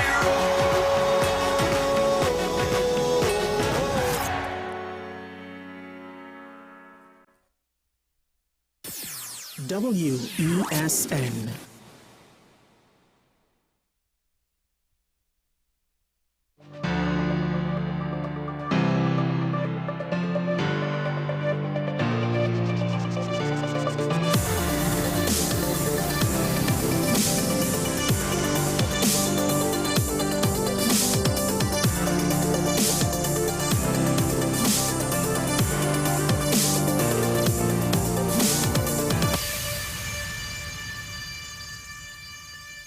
Welcome, valued viewers. This is Talking About here on WESN, your content capital. Sean Michael Small here once again to start off this week with you with the important issues of the day. However, I am also flying solo. Hashtag, where is Keaton Shaw? Well, I know that I keep saying that he will be here, he will be here. It almost seems like an empty promise. I know. However, folks, rest assured, he will be around. He will be around. And you, of course, have seen him earlier before on AM Prime. However, the show must go on. And speaking about empty promises, somebody made some public utterances, said some things. I don't know if you would call it a guarantee. Maybe it might be short of a guarantee. But they did make some statements. And I do have to wonder if these are empty promises. What am I talking about? Well, for more on that and other stories, let's kick off today's Daily Review.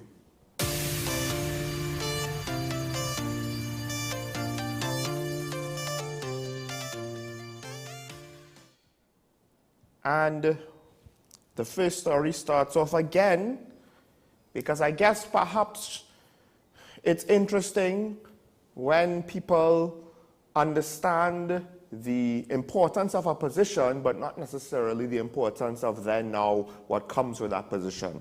The Commissioner of Police, after seeing some success last week, I will say made the statement, right, that speaking to criminals, she said the question is not if, but when we will get you. And I understand why she did it.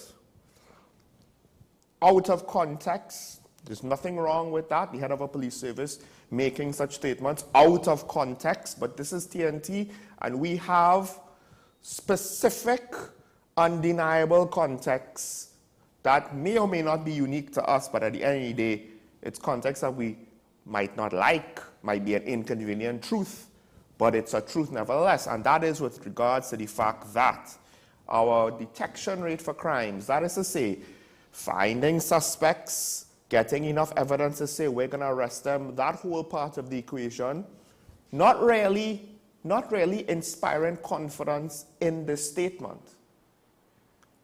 And let's not talk about what the conviction rate is like. We haven't even really had that as part of the debate because we had to arrest people first. And the murder rate, of course, the murder detection rate, less than 20%. You have a 4 out of 5 chance or better of going away scot-free for the crime of murder. So I think this statement from the Commissioner of Police now, is it an empty threat to the criminals? Because from what we understand, from what I have heard from prisons officers, police officers, community leaders, NGO leaders, they don't believe that they're going to live past their mid-20s. The threat of being incarcerated is not that great of a deal to men who think their lives have a limited time on this earth. So what? You're going to lock me away for 30 years? I won't get out till I reach the age of 60? You're giving me 30 years onto my life. This is better than potentially what I expected would happen to me. How is this any sort of threat I'm going to take seriously? Is it a promise to the population that we will get them? Well, we're not really seeing that, are we?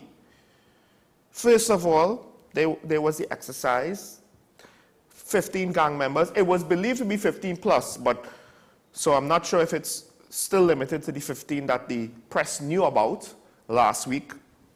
Not all of them, I believe, continue to be held. Most of them are reported, but some of them might have been released pending further inquiries. But that's not all. That's not all. Because there was, more or less around the time that the commissioner made these statements, we have had murders still continuing. In fact, one of them was near the Duncan Street Police Post. One of them was near the Bedford Street Police Station.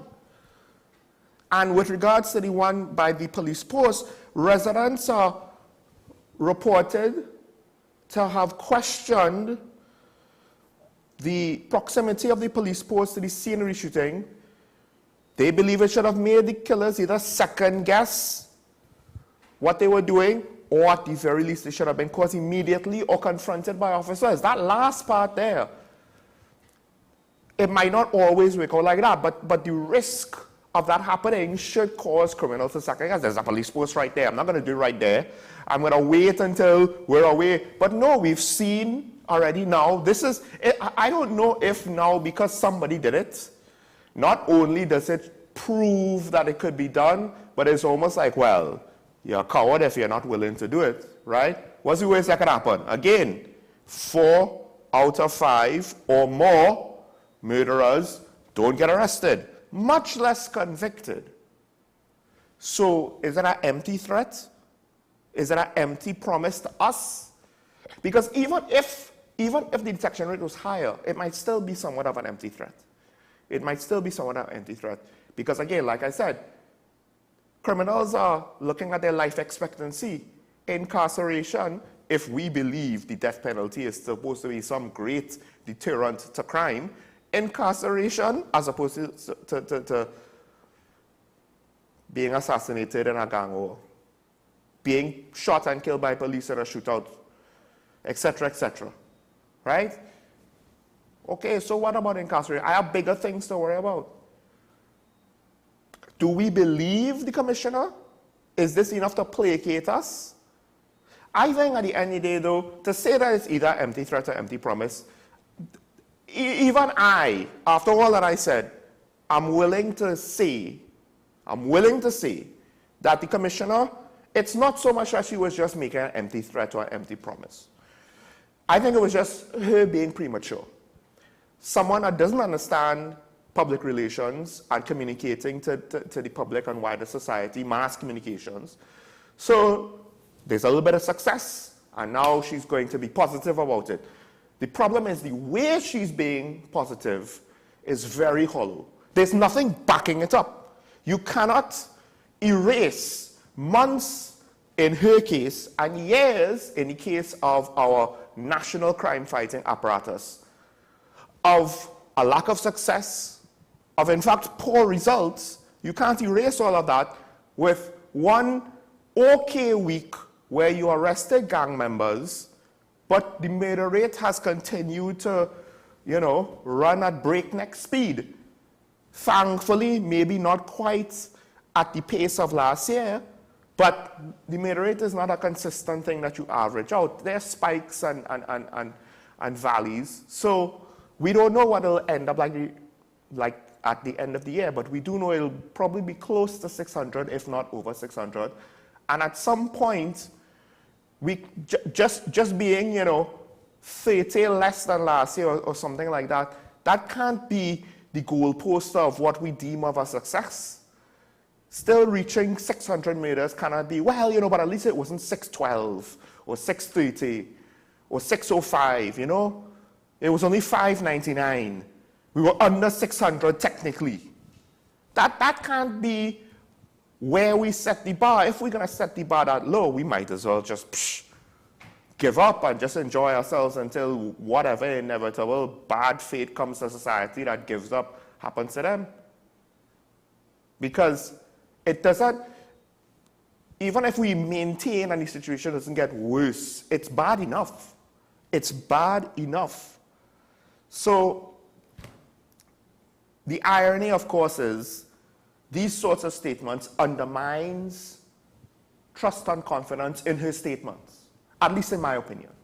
To me, they do. I don't know about you, but I'm sure there'll be a lot of smart Alex in rum shops reading this paper and saying, how is she going to say that? It's a matter of not if, but when.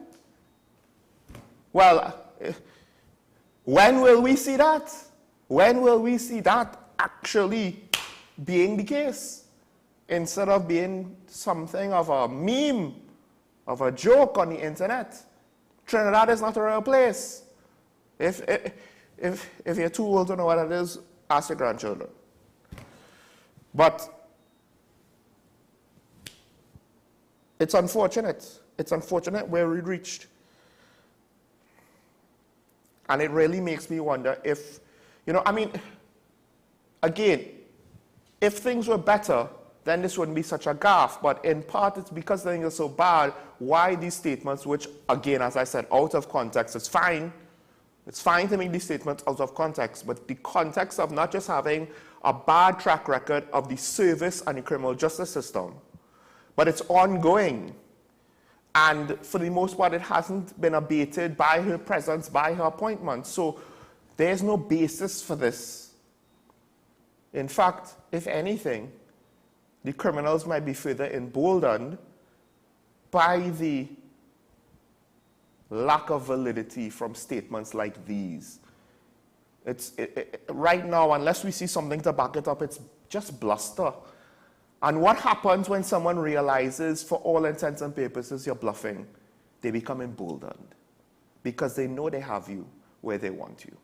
And that's more or less where the criminals have us right now. If you look at some of these assassinations, it's not 7 spent shells, 3 spent shells, 10 spent shells. We're talking 50 spent shells, 5.56 from an automatic rifle. And these are places in town. And at some point, those bullets are going to continue past their target and they're going to hit somebody. I mean, we already had collateral murders of people.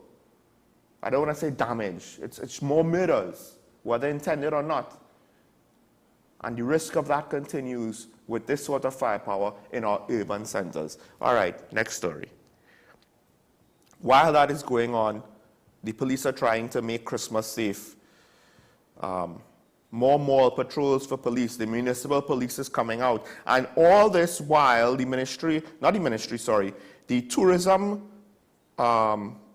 tourism company of Trinidad, I believe there's 2 companies now, one for Trinidad, one for Tobago, which kind of makes sense in a way, except I'm not really seeing anything from either of them. But okay, there's an initiative to try to push tourism, ironically year-round, but through culture and festivities. Culture, yes.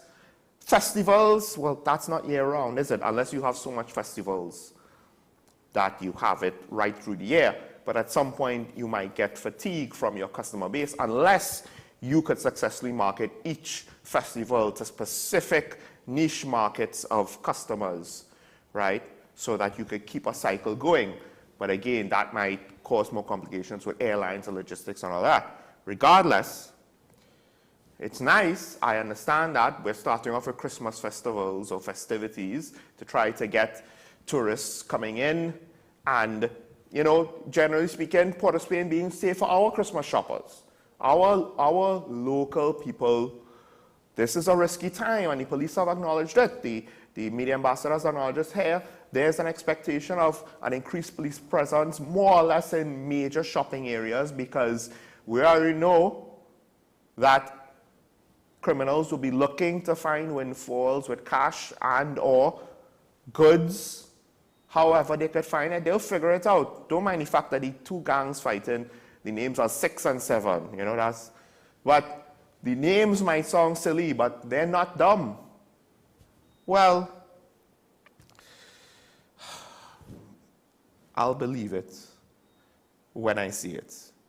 Because right now, we've already had crime affecting foreigners, and we've already had crime affecting people doing bank transactions and doing online purchasing, and now all of these things might just come together in the worst possible way during Christmas. And really and truly, I think we've reached the point now where tourism is going to be severely undermined, not just slightly undermined. I think in the past, one could have said it was slightly undermined. Now, we're borderline risking a severe undermining of our tourism sector and any foreign direct investment or international companies coming here, not just buying something, but coming here to maybe open up something, to start up something new. All of those things are potentially now at risk. As police stations are not safe, the rest of the country is supposed to somehow be safer than next to a police station. So we'll have to see how it goes. But to be fair, though, the officers, including the head of the municipal police and others, you know, they're doing what they can. They're doing what they can. They're not necessarily giving us a set of bluster and nonsense. They're saying that we're going to go out there, and they're going out there. But I think we now have to look at what this is going to do now to the economy. Because with regards to one of the murders, it basically put the community, you know, it turned it into a ghost town. Everybody just went indoors, stayed indoors, nobody was coming out anymore. And that sort of things could continue to happen now. Is Port of Spain safe? Do we really consider it being safe? All right, last story before the first break. And this one is, you could go in 2 directions with this story. And that is the opposition leader, Kamala Persad-Bissessar. She has said that the opposition is moving ahead with its own anti-crime talks. This is after the stalling. Don't necessarily want to declare it a failure, although you know, unless we see something, it's very reasonable to see that eventuality. It's very possible. But the stalling, we'll say stalling for now, of the bilateral crime talks between the government and the opposition. So the opposition is saying, well, we'll go on our own and we'll speak to the public, right? They have done private consultations, which is interesting because who did they do these private consultations with when an opposition MP is basically, let me get this here. All this nonsense, this criminologist talking, these criminologists, whoever they are, always prop up attacking the opposition. Pandey used to say some of them are like rats coming out of a corner. Who are these criminologists? All they want to do is attack the opposition.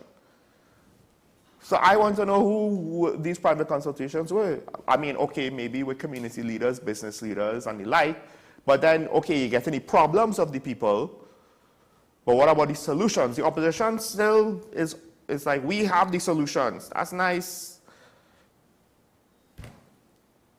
I think the procedural, structural adjustments to the Ministry of National Security is but a part of a solution, and that's if you believe that that actually makes practical sense. There might be some benefits to it, but if it's the benefits outweighing the negatives, of which, you know, I am not entirely sure about that.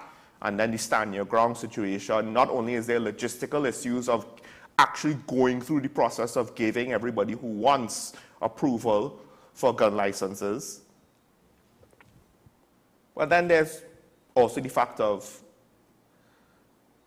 one, will it cause vigilante justice? I mean, ironically, there's a gentleman I just saw over the weekend. He used his handgun to defend his home, and then, you know, some court decided to strip him of his firearm. All right, whatever, you know, because he shot criminals. He might have killed them. I can't remember. And we'll have to face those questions if more private citizens have guns, right? You know, at what point does the right to live, is it being infringed upon by someone exercising their right to defend themselves, their family, and their property? But then there's also the fact that, look, some of these private citizens might lose the gunfight. A gunfight that the criminals don't always want. Sometimes they do, sometimes they don't care, sometimes they don't. But you engage them, you have to be best prepared to lose that battle. Sometimes they'll run away as cowards, sometimes they won't. Sometimes they'll shoot back. And I am acquainted with one person whose husband, that's more or less what happened to him, and that was a couple of decades ago. He fought back and lost. So to what gain? To what gain? Again, these criminals don't think they're going to live that long. They're not all going to run away from the sound of gunfire coming from a house. It all depends. You take your chances, I guess, but is that a crime plan for citizens to take their chances? I don't know. Here's my main thing, though. At the end of the day, what was the point of the crime talks? So on one hand, I understand the opposition's desire to, look, we can't be seen as waiting and doing nothing. But this is not how you publicly can be seen solving the issue. The issue is, you all don't want to do nothing about crime. The issue is, neither side cares enough to push the bilateral crime talks through, to compromise with the other side to get it done. Crime talks themselves is not the issue. Having talks and talking about crime is not the issue. It's the two sides coming together over crime and not being willing to come together, because at the end of the day, both sides have dug in their heels. Right now, Minister Gonzalez, who's acting AG, doesn't want to speak for Reginald Moore. I can understand that. Or the Prime Minister, I can understand that.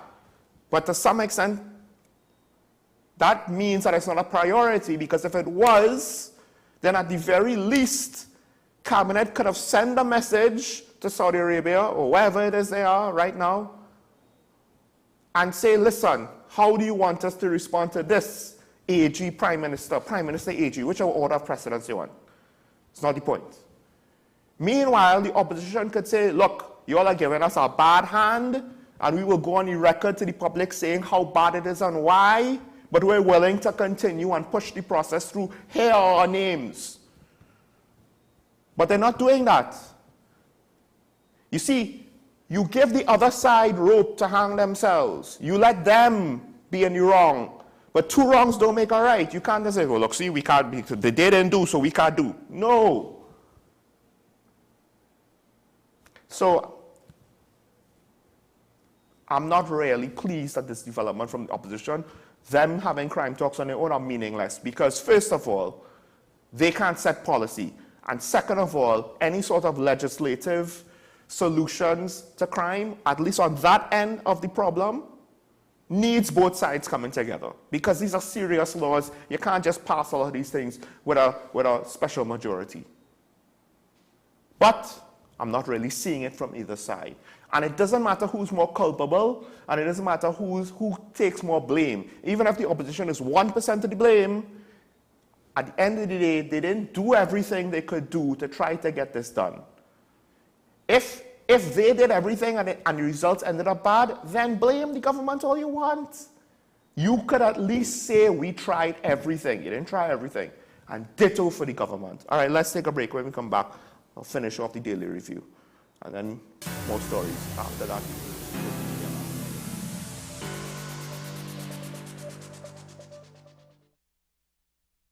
Simon's Musical Supplies Limited. We are the specialist in new and used musical instruments, carrying top brands like Yamaha, Pearl River pianos, vinyl and Sabian cymbals, Remo and Evans drumheads and Fender guitars, just to name a few. Also a wide assortment of music books, pan and accessories. At Simon's, we service what we sell. Trust the leader. Call us now at 625-6412 or visit us at 20 Board Street, Port of Spain.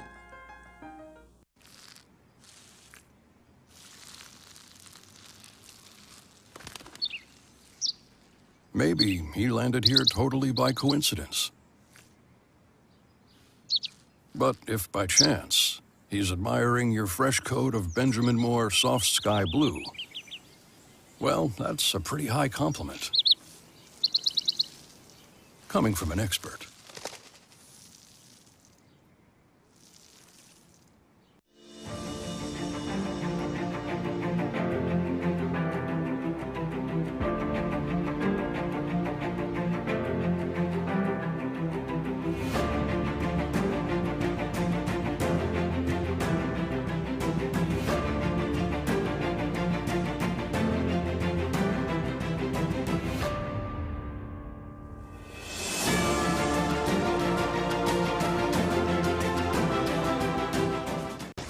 Are you ready?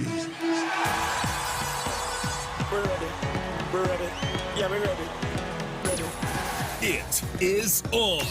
Monday, November 20th, 8 p.m. Your team, the Trinidad and Tobago Soca Warriors, battle the United States of America in a second leg Nations League quarterfinal at the Hazley Crawford Stadium from 8 p.m. Limited early bird tickets for the Trinidad and Tobago versus USA Nations League quarterfinal match are now available online at eboxtickets.com and also at the Fan Club, Fan Zone branches, and Häagen-Dazs nationwide. Tickets cost $100 covered and $50 uncovered. Children 12 and under are free. Tickets are limited, so get yours now before it's too late. Be the 12th man, be the 12th woman, be the 12th child, and come out and support Trinidad and Tobago. Let our national colors shine through. Team Soca Warriors needs you on November 20th, Hazley Crawford Stadium. Are you ready?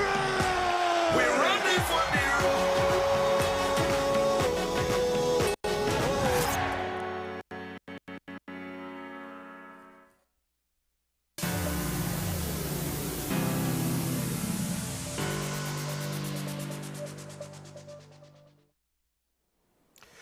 Welcome back to Talking About, ladies and gentlemen. And switching gears slightly, there was a ruling from Justice Carol Gobin last week, which basically gave a number of migrants, it's reported at least 16 minors and at least 13 adults, a sum to the tune of $2.4 million in compensation for their illegal detention at 2 police stations in the Southwark Police District.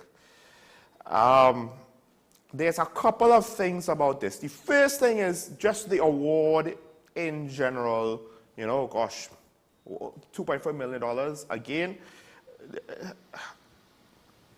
this is money that we did not need to have to pay out. To a budget, it might be small, but I mean, to the potential good it could do to the lives of some citizens, even if it's not many, it's still going to be a few of our citizens. The loss is not unsubstantial. Now, the reason for the ruling is, the idea is the crackdowns are to deter illegal immigration, right? We raid you, we arrest you, we potentially start proceedings to deport you, etc. We don't want to make it easy for you to come here. But Justice Goldman pointed out to the lack of follow-through from the minister and from the ministry. It's undermining the efforts. And she said, well, look, arresting illegal immigrants, detaining them, that's not wrong, right? That's inevitable. The damages have nothing to do with that.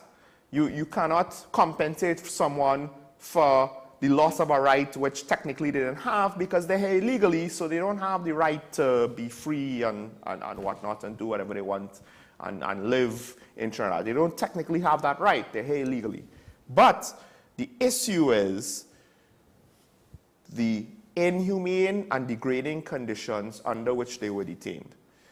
And it was said that the men were detained in the Siparia police station in dark, hot cells. Women and children were detained in corridors at the Faizabad station without privacy and with no provision for their hygiene. But then, so that's bad enough.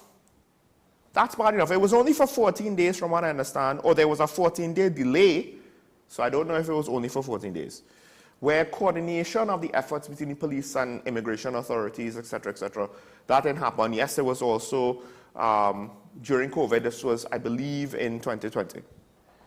So COVID did play a factor. But the point is, the delay is not necessarily the issue. It's the conditions, right? What essentially would have been, I guess you could say, temporary conditions, as in, well, you have them there for a few hours. We're not going to look for bed and lodgings if we're only going to have them for a few hours. All right, fine, I get that. Although the lack of hygiene still becomes a factor. But then if now you delay it for days under that situation, I mean, I do have to wonder who was in charge and what were they thinking? This might not necessarily have been the call of the police officers at the station. It might have. It might not. It might have been an immigration officer saying, just do this. Somebody dropped the ball somewhere, right? And treating people like this, no matter what they have done, at the end of the day, it undermines the rule of law, etc., the processes, etc., and we have to pay for it. Then it goes on further. With undermining deterrence from illegal immigration. This is where it gets interesting from what Justice Kuban said. More than 3 years have passed since they were arrested. They are still here and remain at large. There's waiting between immigration and Ministry of National Security and Change General with regards to figuring out what to do with these people, apparently. So they have been kept here under supervision orders. And she's pointed to two, which she says clouds the immigration policy. The supervision order imposes no restriction on their continuing to work. Illegal immigrants, they're allowed to work. It's a small wonder that persons who are escaping harsh economic conditions to seek a better life continue to take the risk, because even when you're caught, you could still achieve what you need to achieve. So who cares about being caught? I could still work and earn money. They ain't deport me yet. Even if I'm only here for a few years, I could still achieve what I want to achieve. If the policy is to allow migrants to remain here with the state's permission and with the state's knowledge that they're providing labor, then there should be some minimum regulation to protect against exploitation, because they don't have rights. And I don't know about this set of migrants who have been caught and who have been detained and who are under supervision orders, but what about the rest who are not under supervision orders? What about their rights? But these as well, what is to protect their rights as workers? But Justice Goben uses the term crowning irony in all of this, which is the second The second area, the second condition in the supervision orders which cloud the immigration policy. The supervision orders impose a further condition that the subject shall not travel outside TNT without permission from the chief immigration officer. And she goes on to say, the quote is, immigrants may be getting the message that they are not required to leave or that they cannot leave even if they want to without permission. Illegal immigrants, we're going to deter them by forcing them to stay here. That's how we deter illegal immigration. I mean, it's almost like a parody of what the Commissioner of Police is going to deter criminals by saying we will catch you eventually with the detection rate that it is. We are going to prevent people from coming here. We're going to deter them from coming here into TNT illegally by forcing them to stay here. They have no right to leave. It doesn't make any sense. It doesn't make any sense. If they're here illegally and they want to leave, there should be some sort of paperwork and process to say, okay, go. I don't know what punishment needs to be done before they're set to leave, but it can't be that apparatus is so slow. It's 3 years in. They still don't know what to do with them, and then we want to lament how slow the criminal justice system takes. It should not take 3 years to figure out what to do with a grand total of less than 30 people. Sorry, less than 40 people. There are thousands of migrants here. And the question is how large is the number of illegal migrants? This isn't even the 100 that was detained from the party that was sent to the helipad as a makeshift detention center. It doesn't even include that. Trinidad is not a real place, folks. Apparently, Trinidad is not a real place. Okay, next story. Couple of quick things to wrap up. First of all, there's a report in the newspaper where TNT has placed, well, first in the region with regards to biology, there's a student who placed first, I believe. And then there were many students in the top 10 of several subjects. And in the case of one subject, it only listed TNT students. We're seeing the potential of our best. Whether it's our best students, whether it's our best schools, whether it's a combination of the two, we're seeing the results of our best. And the Prime Minister congratulated them. He said, I believe, on a Facebook post, notwithstanding the acknowledged many challenges, something good is happening in many parts of our education system.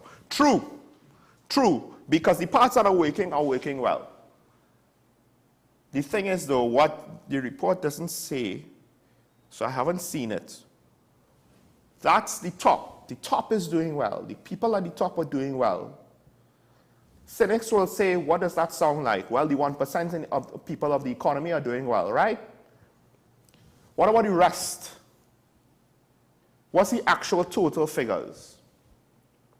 What's the national average of students that were able to get 7 subjects or more, 5 subjects or more, passes? You know, how bad did the people at the bottom do? Because it's not just about how good the people at the top do, but those who have the worst results, how bad was it? And we should be striving to do what we can, within reason, to provide enough opportunities, to provide a functioning system to mitigate poor results out of our students.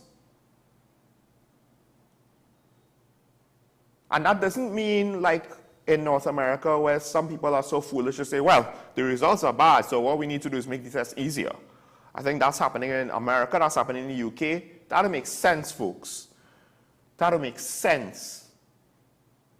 If we just want to keep our labor pool and our mentality at a low level locally, fine, and then we're wondering why other people kind of outstripping us and overtaking us. Meanwhile, when our students want to go out on the international labor market to compete, the ones at the top, fine, they're going to be fine. The ones who understand, hey, I can't deal with this nonsense, fine. But we need to get our students to do better, not to bring expectations down to meet, because those students ain't gonna be able to compete in no international labor market, period. And the more we have that mentality locally, the harder we'll find it for us to compete. So I'm just saying, I don't know what the results are. I don't know what they are. This is nice news, but this does not really reflect how the education system is working with regards to our CAPE results, right? Because we look at the CXC results, not the CXC, sorry, the SCA results.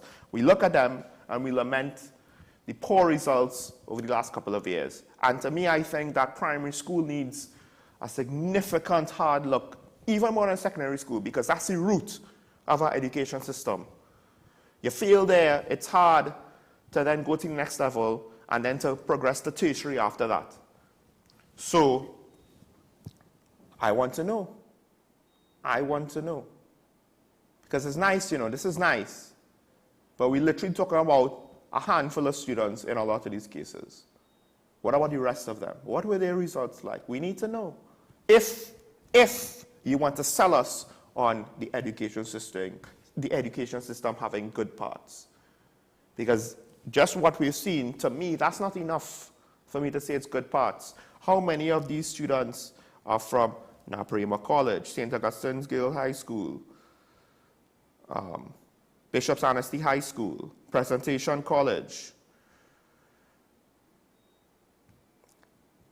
Of course, the one that topped biology was from St. Joseph Convent. The usual suspects. We know that they're doing good already, for the most part. We know this. This is not new. And in some cases, like St. Joseph Convent, to what extent are they doing it based on their own provisions, their own strategies, and in spite of whatever's going on with the Ministry of Education? All right, let's take a break. When we come back, we welcome the ASP. Stay tuned. This is Talking About on WESN, your content capital. We'll be right back.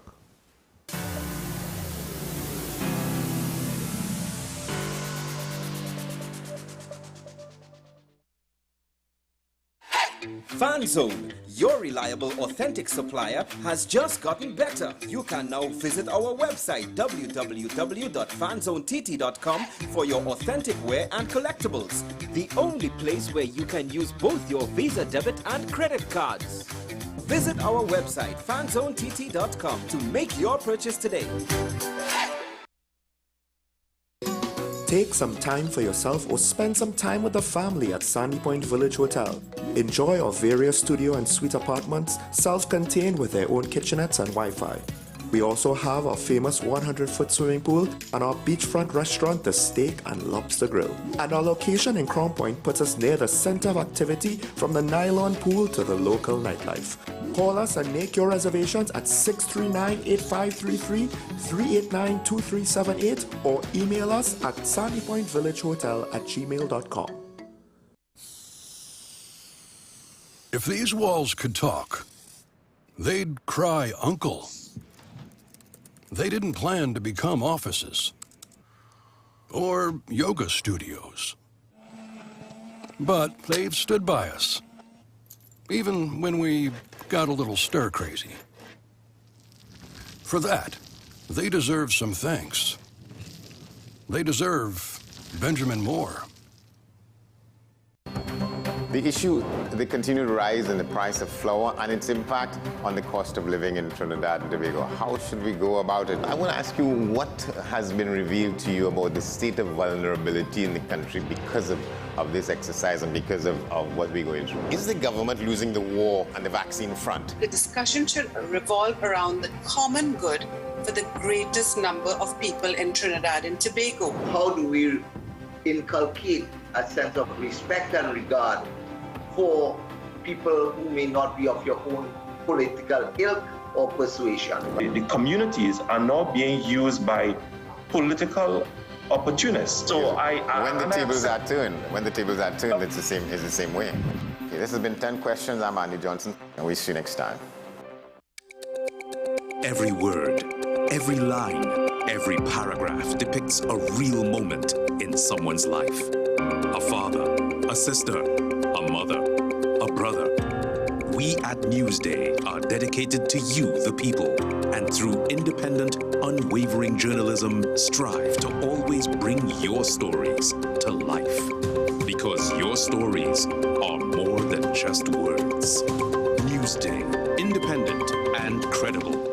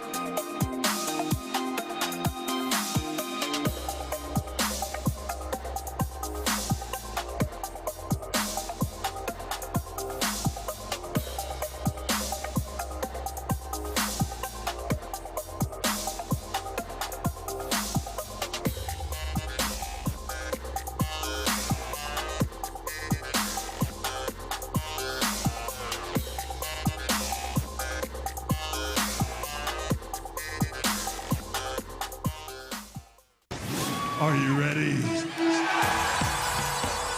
We're ready. We're ready. Yeah, we're ready. It is on. Monday, November 20th, 8 p.m. Your team, the Trinidad and Tobago Soca Warriors, battle the United States of America in a second leg Nations League quarterfinal at the Hazley Crawford Stadium from 8 p.m. Limited early bird tickets for the Trinidad and Tobago versus USA Nations League quarterfinal match are now available online at eboxtickets.com and also at the Fan Club, Fan Zone branches, and Häagen-Dazs nationwide. Tickets cost $100 covered and $50 uncovered. Children 12 and under are free. Tickets are limited, so get yours now before it's too late. Be the 12th man, be the 12th woman, be the 12th child, and come out and support Trinidad and Tobago. Let our national colors shine through. Team Soca Warriors needs you on November 20th, Hazley Crawford Stadium. We're ready for the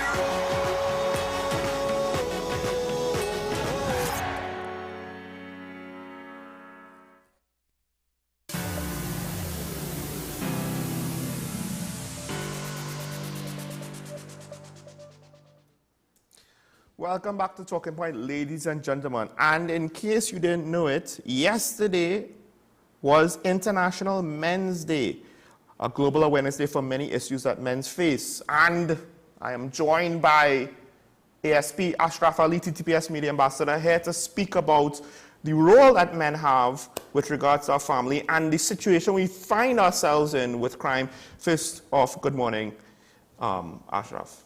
Good morning, Sean. So, happy belated International Men's Day. Yes, yes. Right. It's kind of double-edged sword, or I should say, the irony of it. You find so? Yes, it is. The irony of it is that yesterday was International Men's Day, and a lot of persons, and when you look at the amount of effort and the publicity that International Men's Day was lacking, it really and truly begs the question, do we really care about our men in society? Or do we believe that because we are men, there's no need to celebrate men anymore?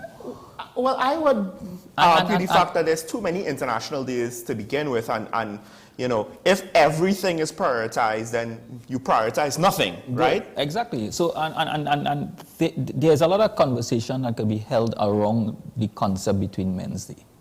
But at the end of the day, when you look at some of our data in Trinidad and Tobago, it is very, very alarming, and really and truly, we as men, we really and truly are losing our space, are lost. Are we losing our space? Are we abandoning our space? Both? There's a conversation. So just from just some data which is very, very alarming. Crime is on the rise. Yes. And holistically, when you look at the number of males to females that was involved in these criminal acts, and who have lost their lives over the years. Just from January 1st to November 2023, this year as compared to last year in the same period, it is extremely alarming. There was a total of 508 murders thus far. All right, and when you look at 2022, sorry, there was 541.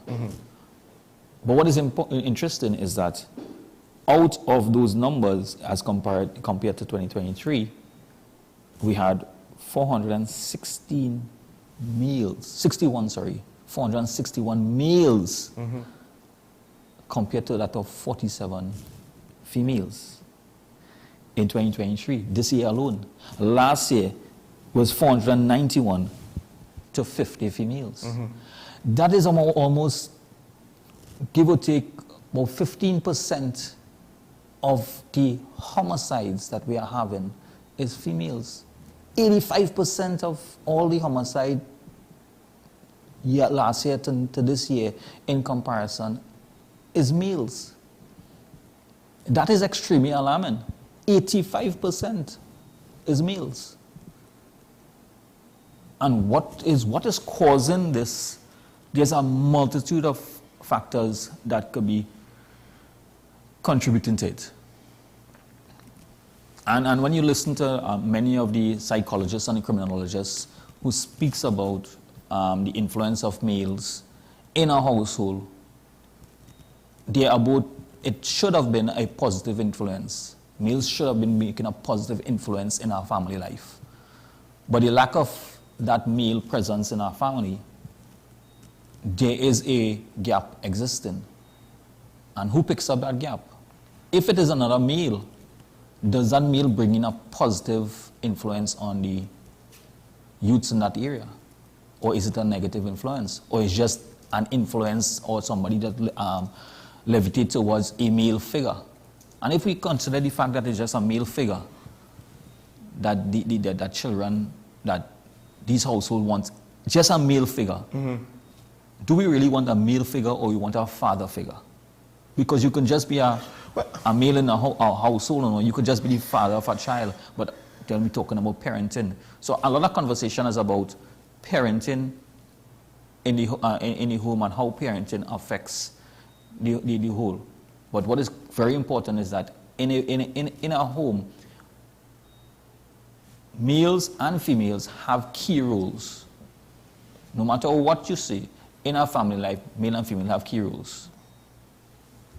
Right? And it cannot be, there is no substitution for it. Yeah.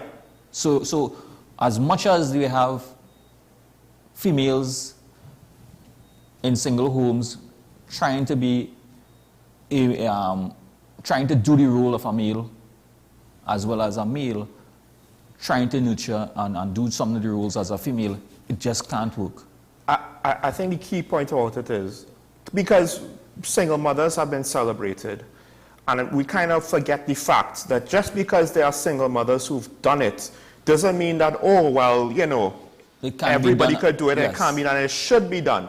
The reason why it's celebrated is because it's so hard. Because not only now do you have one half of the equation, right? For those that believe in diversity, and I do believe that there are differences with the approach of men to the approach of women, for the most part in general. There might be exceptions to the rule, but for the most part in general, not only do you lose the lack of the male perspective in raising a child, and the experiences that a man would have had as he was growing up to then now, you know, well, this is what worked when I was younger. Hopefully, right? Not all male figures are suited to this, just like not all adults are necessarily great parents, but you lose the perspective. But then also the fact that you lose a whole person. Instead of two parents, there's one to do all the work, one to do both the earning the money during the day, as well as minding the child, helping with homework, doing all the housework potentially, etc., etc., etc.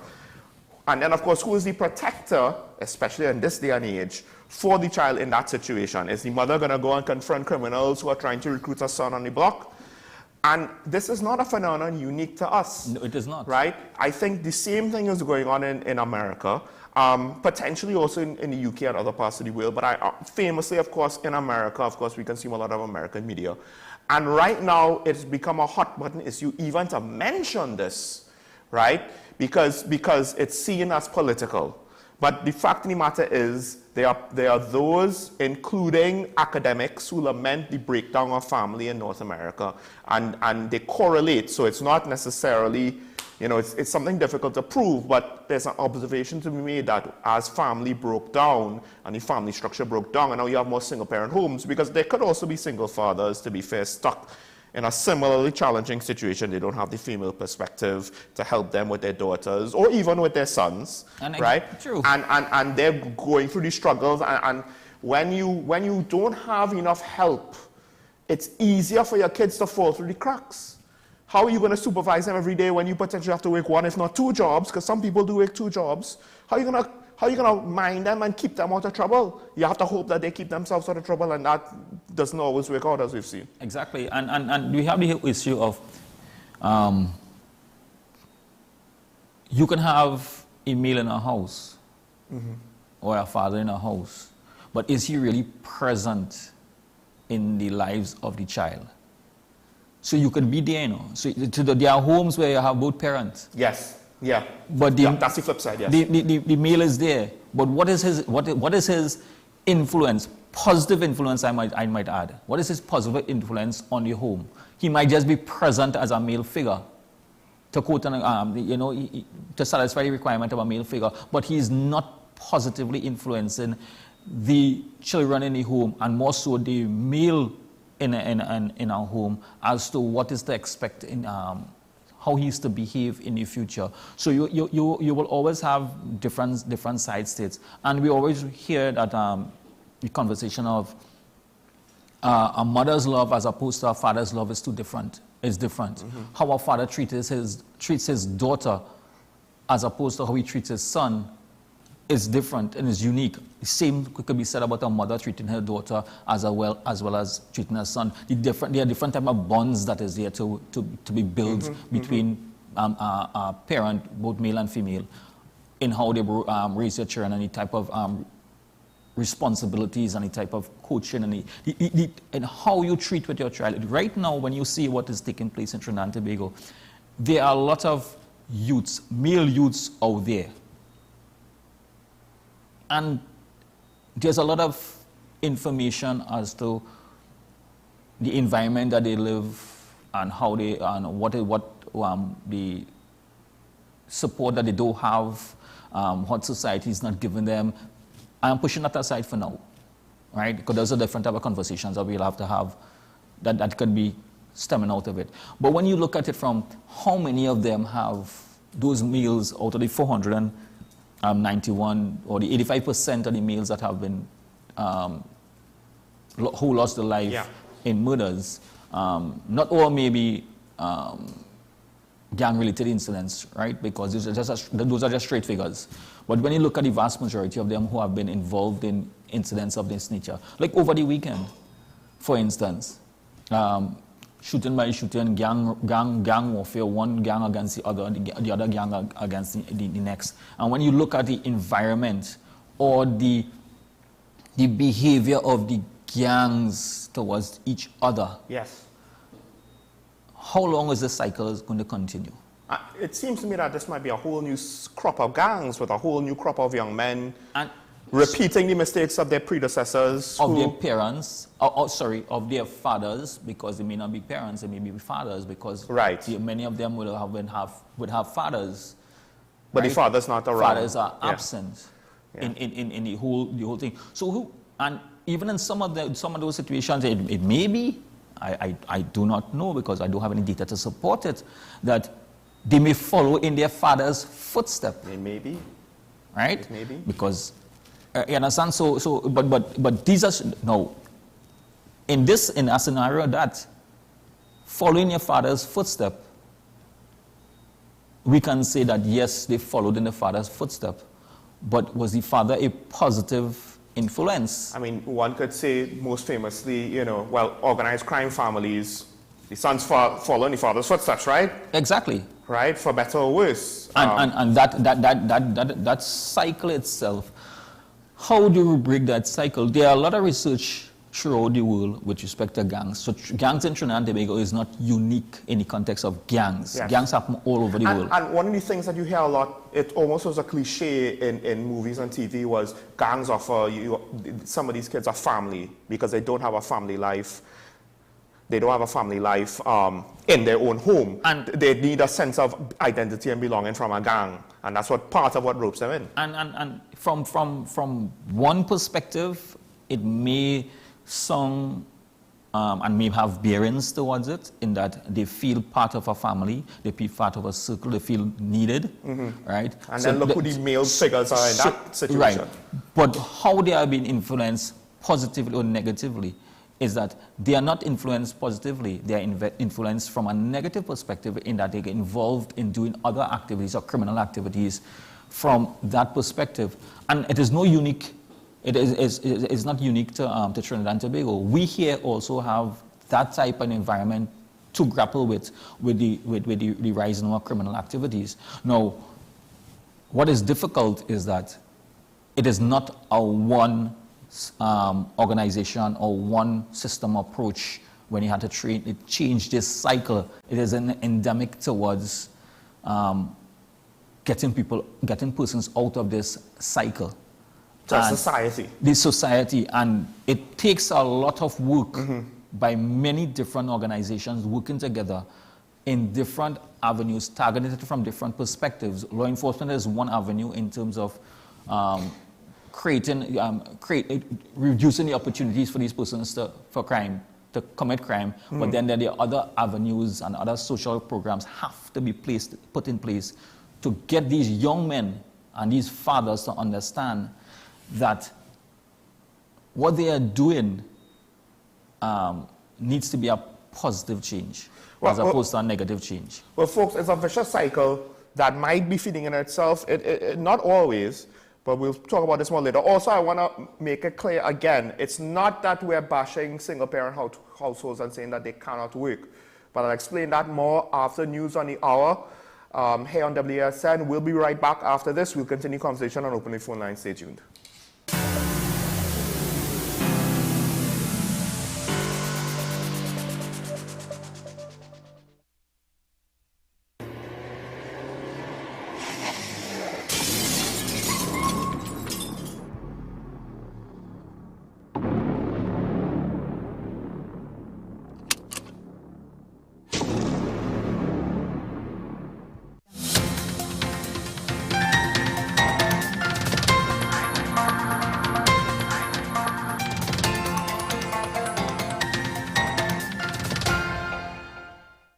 Here is the WESN News on the Hour. I am Sira Ali. Thanks for joining us. Here are the headlines. Bamboo No. 2 residents on the verge of finalizing the construction of a security guard booth.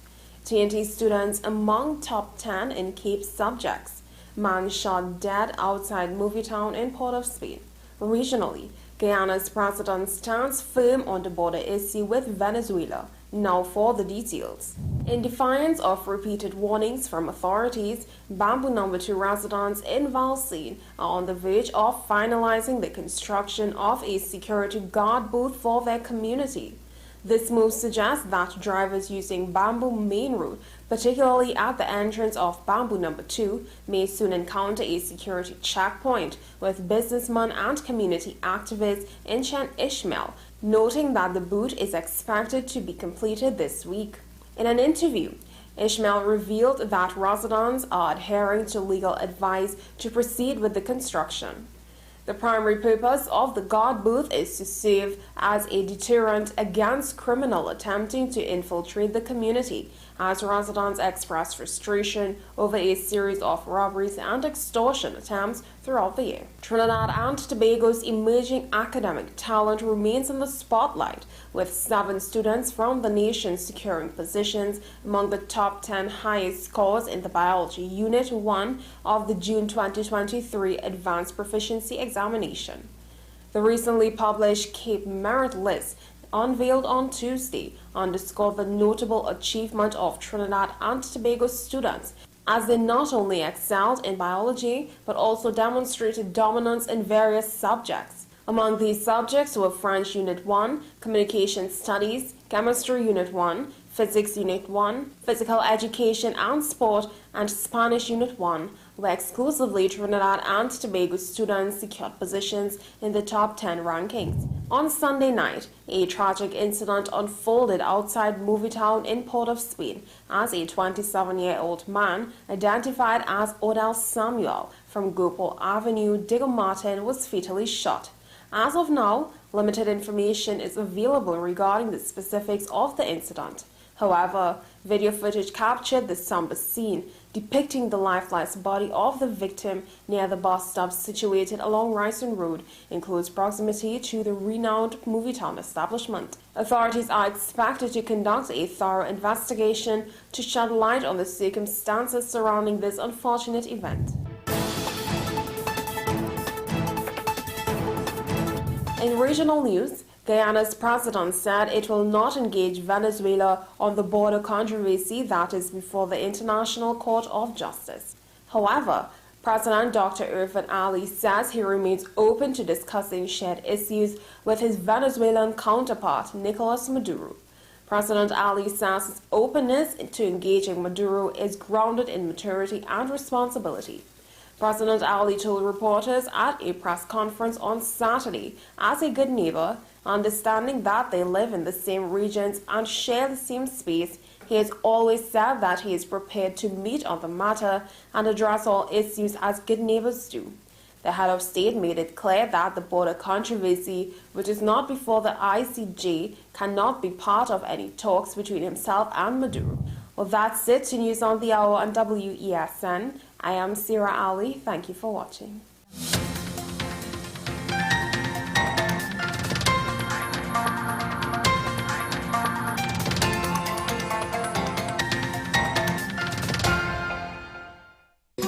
Take some time for yourself or spend some time with the family at Sandy Point Village Hotel.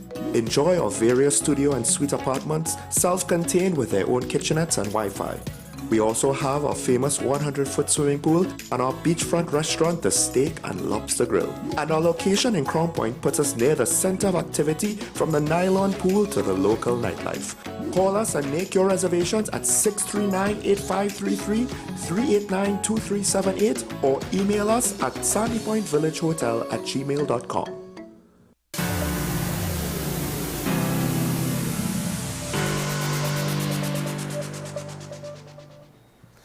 Welcome back to Talk About, ladies and gentlemen. Sean Michael Small here with ASP Ashraf Ali, TTPS Media Ambassador, speaking about the importance of fathers and families in the development of young people, good male role models, because right now, the most of the people dying to the murders in this country, and generally, this is a trend that holds firm year after year, are young men, and a lot of them are young men caught up in gang violence, right? As much as I don't necessarily want to hear that excuse, the reality is gang violence, whether intentional or not, whether innocent or guilty, it's the decisions that our young men are making that then lead to pulling the trigger on another man for the sake of some sort of criminal profit.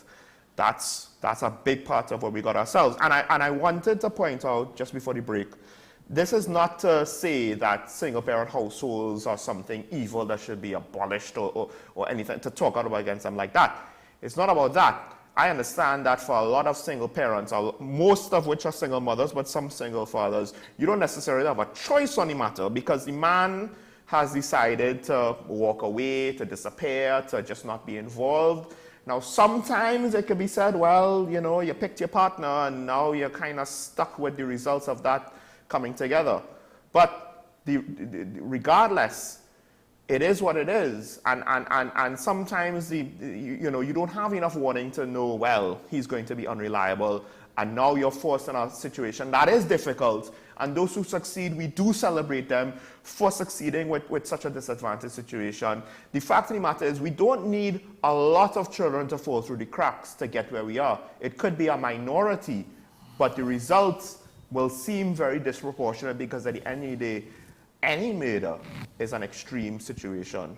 And of course, it's a vicious cycle, Ashraf, that, you know, this is the example that young men are seeing. Some few might say an example of not what to be, but others, without any other competing example, they don't know any better. This is what you do. This is what you do. This is a very indirect analogy, but you know, Dave Chappelle made a joke about it. He had one of his great grandfathers, a black man in Southern America, had slaves because for a rich, successful man at the time, that's what you did. As much as modern sensibilities will lament it now, right? To somebody who doesn't know any better, you could do a lot of bad things because you just don't know. Exactly. And we come to the other aspect of it now where, I mean, you may be forced to wait in your, whatever circumstance that you're involved with the violent situation. Then there are some who, when you look at these psychosocial issues that they may have been going through, some of the figures here that when it comes to suicide, in the same comparative period, 23 to date is females, 72 are males. That's more than 50. That's way beyond the percentage. And last year was out of 18 females, 110 were males. So is it that they also have the other aspect of it when it comes to the psychological and the psychosocial issues that and the mental capacity, because there are a lot of factors that also is bared upon a male to do certain things when he cannot really do it. One of the prevailing theories is that men are just more determined with violence than women. And so if a man wants to kill himself, it will be more successful. A woman might make more attempts, but a man might be too decisive, which is unfortunate because apparently the survivors of people who jump off of high places, etc., they lament the fact that, you know, once I jumped, I regretted the decision almost immediately. But is it that, and I know we have a caller, but is it that there's the expectation of males are too high at this point in time? I mean, that could be it, or too low. But I think the other thing is, both with regards to gang violence or violence in general, and then with suicides, there's something about the lack of guidance for the gender that would be more willing and more decisive doing violence. I think therein, you know, it shows that, hey, we can't just leave young men to their own devices, because it's the results could be bad in multiple ways. We do have two callers, actually. Sorry, but first caller from Digger Martin. Good morning, caller. You're on the air. Hi, good morning, gentlemen. Morning. Sir. Yes, I just calling to put in my 2 bits. Where parenting is concerned, when a man and a woman get married, but the fact remains, once you bring children, the responsibilities you have to take, and you have to acknowledge. You must be able to do things to set an example for them, because most children follow their parents and they live after their parents with some sort of sentiment, and that is we separate the same line, because it's what you put into them from a young age is what they will grow with and be able to continue their lives with. And you don't see that again. It's very difficult because a lot of people having children, you must plan when you're having children. You can't just have children anyhow. Yes. To start with, you must know how you're going to mind them and how you're going to upbring them. And that is something and having people know they cannot mind 3, 4, 5, 6, 7 children. That is a big sin. You're bringing children to one, you definitely cannot. You're going to expect them. So this for good parents, that whole breakdown in society. There must be rules and regulations when you bring it. Caller, I'm sorry, caller, you're breaking up. And we have another caller waiting. Yes, my phone is giving a bit of trouble. My call. Yeah, it's quite all right. I'm very happy to hear from you again, caller. It's always nice to hear from you. But we did get 2 of the main points from your contribution, so we'll respond to that later. But we do have another caller from St. Anne's. Hopefully he's still with us. Good morning, caller. You on the air? Good morning, Sean, and good morning to your guests. Morning. Sir. I have a couple of comments to make. One goes back to something your guest said last week, actually, about the difficulty the TTPS has in cementing trust among the public because of issues that keep bubbling up. Now, just one of those instances would be the host, for me at least, would be the host of the current crime program that's on TV6 every Monday to Friday, every day of the week. And that gentleman, if I'm not mistaken, was intimately involved in that National Day of Policing that happened a few years ago, which almost brought this country to a halt. No right-thinking person would be against the efforts of the DTPS to do right by the crime situation in this country. But like other things, there are certain discrepancies that show up from time to time, and it sometimes crushes our ability to trust that organization. And the fact that the host of that show, or the co-host rather, has been promoted a few times since then, and the fact that nobody was charged or arrested from that terrible event says a lot. My other comment concerns Mr. San Fernando. Last week he called to get some information on your program that I did not know about, involving Mr. Caravello's in the tour, Tobago tour business. And I was grateful for that because I didn't know that information before. But it doesn't take away from my comment, which was Mr. Caravello's involvement in that industry has left the state of Trinidad and Tobago in a vulnerable position. I'll give another example of that. In the late 90s, early 2000s, when Trinidad was heavily involved in TNG, and still is in fact, we were supplying the United States with up to 70% of their natural gas needs. The Americans looked at that, realized they were in a vulnerable position, and did something about it. They invested money, changed their laws at the federal and local level to allow for shale gas exploration to take place. And over a brief period of time, that's 70% whittled away. And I can't blame the Americans. Similarly, I am looking at the state of Trinidad and Tobago and seeing a vulnerability in that tour guide issue. We need to put things in place so Mr. Caravello doesn't hold sway. He's done great service to the country, but he needs not to be in that position where if he decides to step away, we are left holding nothing. Yes. That's my comment. Thank you, caller. We do have another caller from Pitty Valley. Thank you for that. I'll respond to that later. But caller from Pitty Valley, good morning. You're on air. Hello, good morning, Sean and officer there. Morning. Good morning. You hear me? Yes. Morning. Go ahead. Yeah. A week ago, or not so long, the police commissioner make a statement about parenting.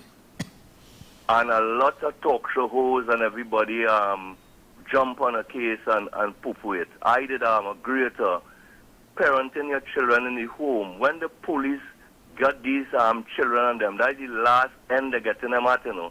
So it's either a shootout with the police, they might kill them, or jail. That's the last end. But the first end is in the home.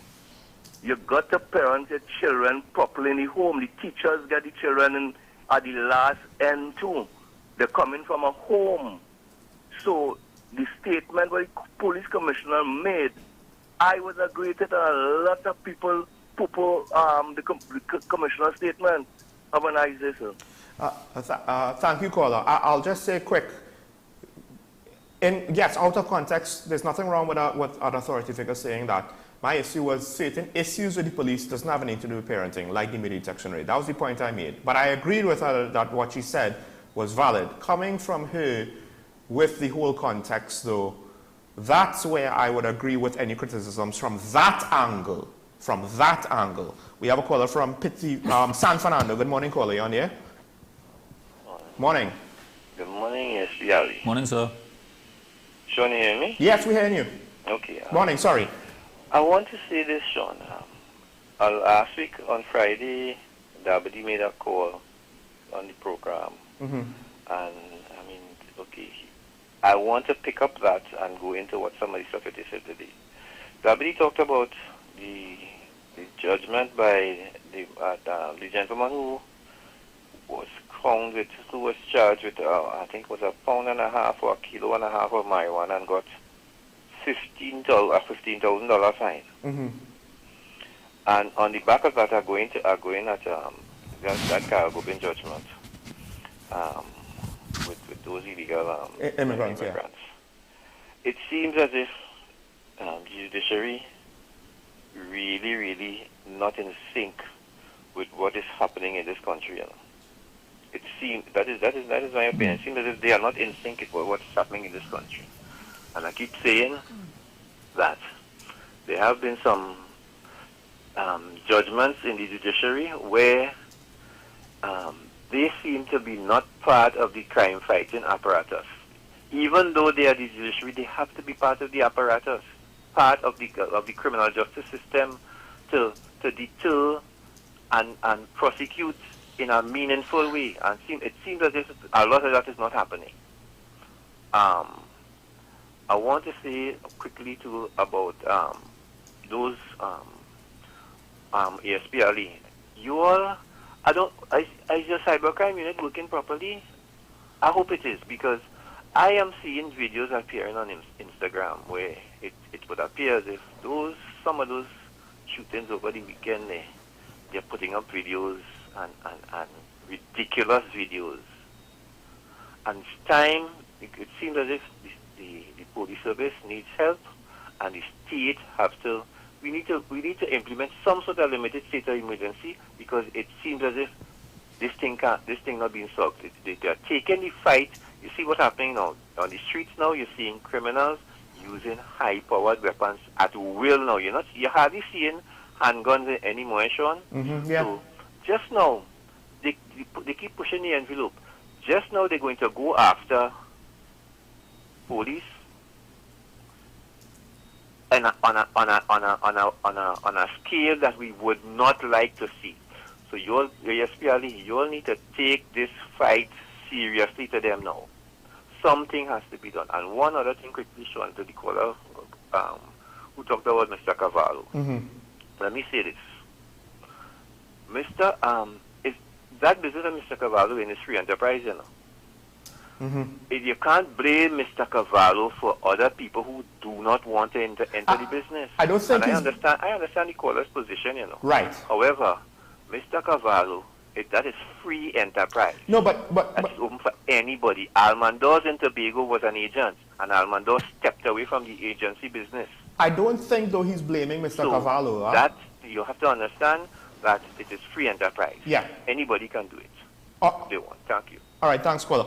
I don't know if you were hearing me, but I'm not too sure if the caller from St. Anne's point was that he was blaming Mr. Cavallo. I think he was pointing to the fact that the government is leaving it in the hands of a single agent. And his last point was, well, what happens when Mr. Cavallo is ready to give it up? Will the whole thing just fall apart?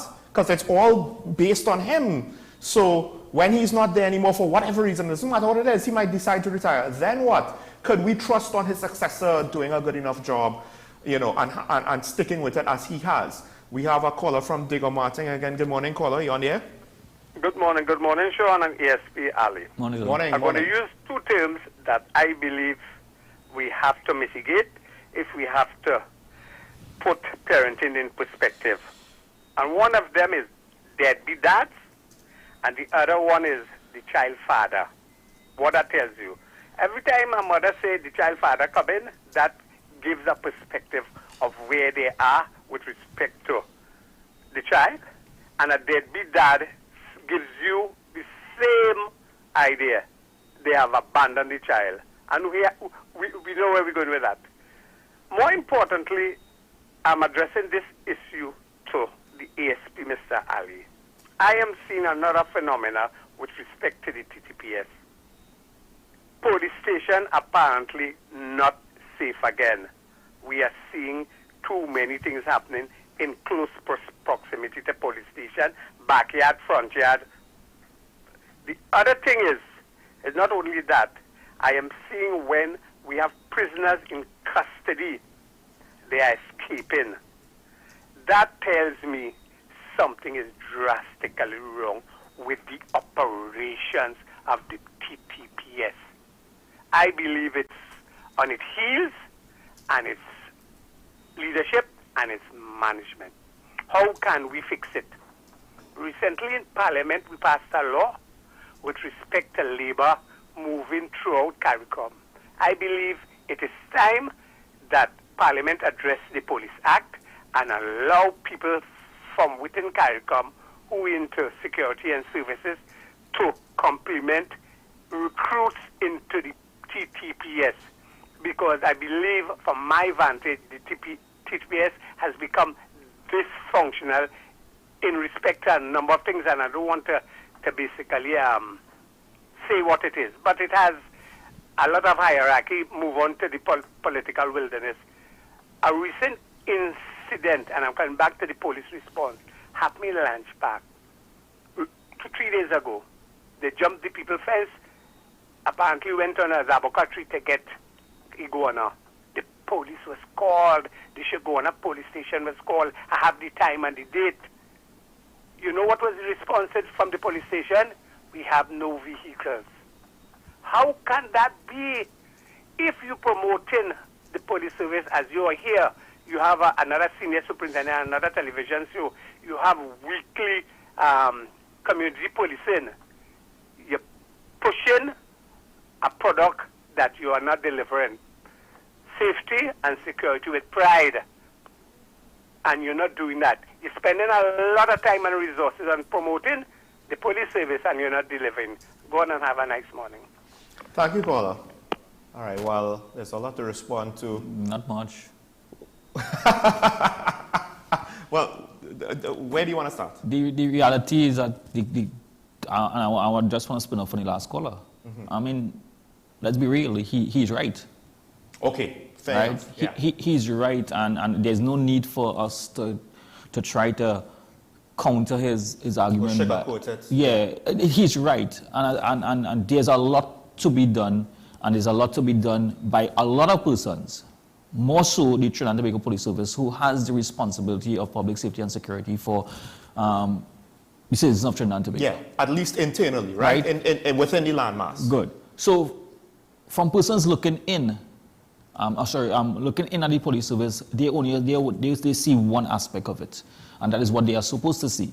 They don't necessarily see the internal runnings of it, and we have to fix our internal runnings because we are providing a service, right? And yes, sometimes the service is not what it's supposed to be, right? And it's, in some circumstances, it's way lower than the standard that we expect that officers are supposed to give out to the public.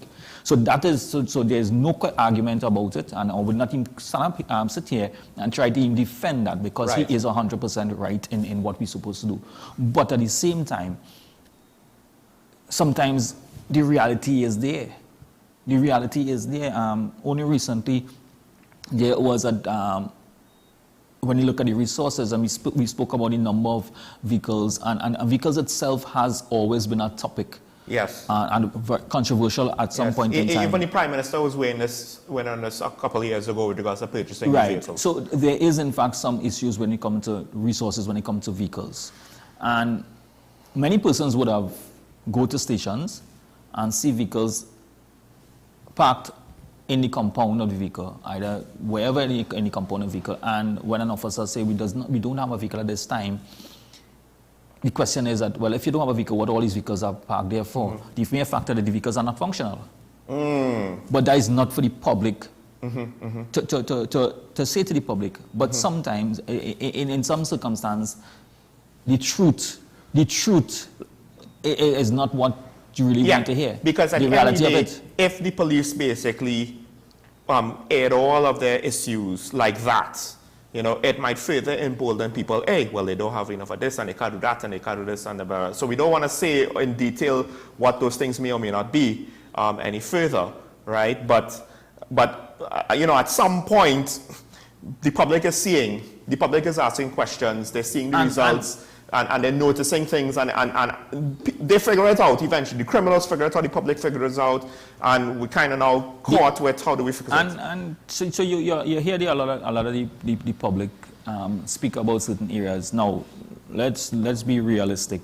The cost and maintenance of one police vehicle or one vehicle on the whole is not just you go by the shop and you buy a part and put it back in. Yeah, these cars are run very hard and long, right? It is. So the maintenance program for them needs to be refurbished and a lot of things. So there's a lot of different issues with it. But just to be cynical though, it doesn't help when some police officers, they speed in with the siren, and we don't know if they go into an emergency or if they're trying to get doubles before the doubles want to close. I hear you. Right? So that's not, folks, that's not the be all and end all for the maintenance accrued, you know, demands accrued on a vehicle But it's a thing that undermines trust and confidence. It still doesn't help. Yes. And this is one of the things that we have. So yeah, we will be here. The media ambassadors come and we speak about what is the expectation of the Trinidad and Tobago Police Service towards the citizens, and what we are, the proper standard is to be kept. But when they drop the standard, and they drop the ball and drop the standard, is where we continue to have to come back. Now, this could be said now as a topic. The main topic of this morning was parenting. When parents and fathers drop the ball of being a male role or real role model in their household, who is to pick up that slack? And then you want to blame everybody else as to what should have been done or shouldn't be done, but you drop the ball. If you drop the ball, then you leave that entire gap for someone to fill the gap. It may be another male, but that male is not a positive influence on your child. And this is where the cycle continues. But then if society drops the ball, it leaves other things to fill the vacuum as well. And then, as you said, to kind of join the two things together, right? If it's not just the police, it's other aspects of crime fighting, it's the government, officials, community leaders. If we all drop the ball, well, then a gang will come in and say, hey, we will lead. We will show you, we'll defend you when you get attacked. We'll pay us protection, and so on and so on. And this is where the cycle continues. So it is not about one entity alone. There are several entities, and holistically, Trinidad and Tobago has to treat with crime fighting from a multifaceted approach. Well, I want to thank you, ASP Ali, for joining us on the show. And it was a great topic, I think very timely, and one that is often overlooked. I want to thank all the callers. Just want to make 3 quick points. First of all, I mean, yes, police standards, that also, the dropping of standards, that goes in line with the broken window theory. Sometimes it might be minor things, but it leads to bigger things, just like with minor crimes leading to bigger crimes. Now, the judiciary not being in sync, I understand that caller's point. I just want to say something, though. Mr. Santana, I believe it was, with regards to a joint effort to prosecute criminals. I think technically judges and magistrates aren't there to prosecute. They're supposed to be neutral. That's the whole point of the process of the law. The prosecutor does that. The prosecutor is going to be biased against, the defense biased for, and the judges and magistrates neutral. However, one could argue with the awards being given out, were they neutral? And that's where you and I might agree on the point you're trying to make. And then the last point is, escalation. Will we see further escalation? There's nothing to suggest we wouldn't. What might that look like? I'm hesitant to say. I don't want to put any ideas out there, put any ideas in people's head. But that's what scared me, because I pointed out we went from killing old people to now killing children. That's fine. To now going after a deputy commissioner. That's fine, apparently. What's the next step? And it's not about the response now from the authorities. Now it's the elected officials and even the public. Where's the further outcry? Not everybody is in a hotspot where the criminals are watching everything that they say. But are we gonna wait until it comes to that point where we all living in hotspots and we no longer have the right to talk without fear of reprisals from a criminal entity? I don't know. When are we gonna protest for that? So it's not all about the police. It's not all about the police. We will admit and speak about the failings of the police when it comes up, but it's not just that. And folks, it's about, at the end of the day, it's about us. We can make today a good day if we try, and we could do it so, start it off today as, well, my co-host says, make it a good day. We'll see you tomorrow. Bye-bye.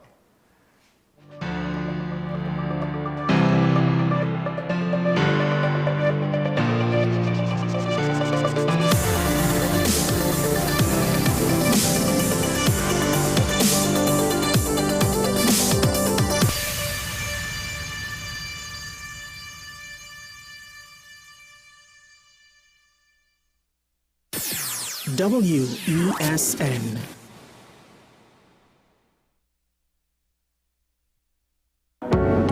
I'm Andy Johnson.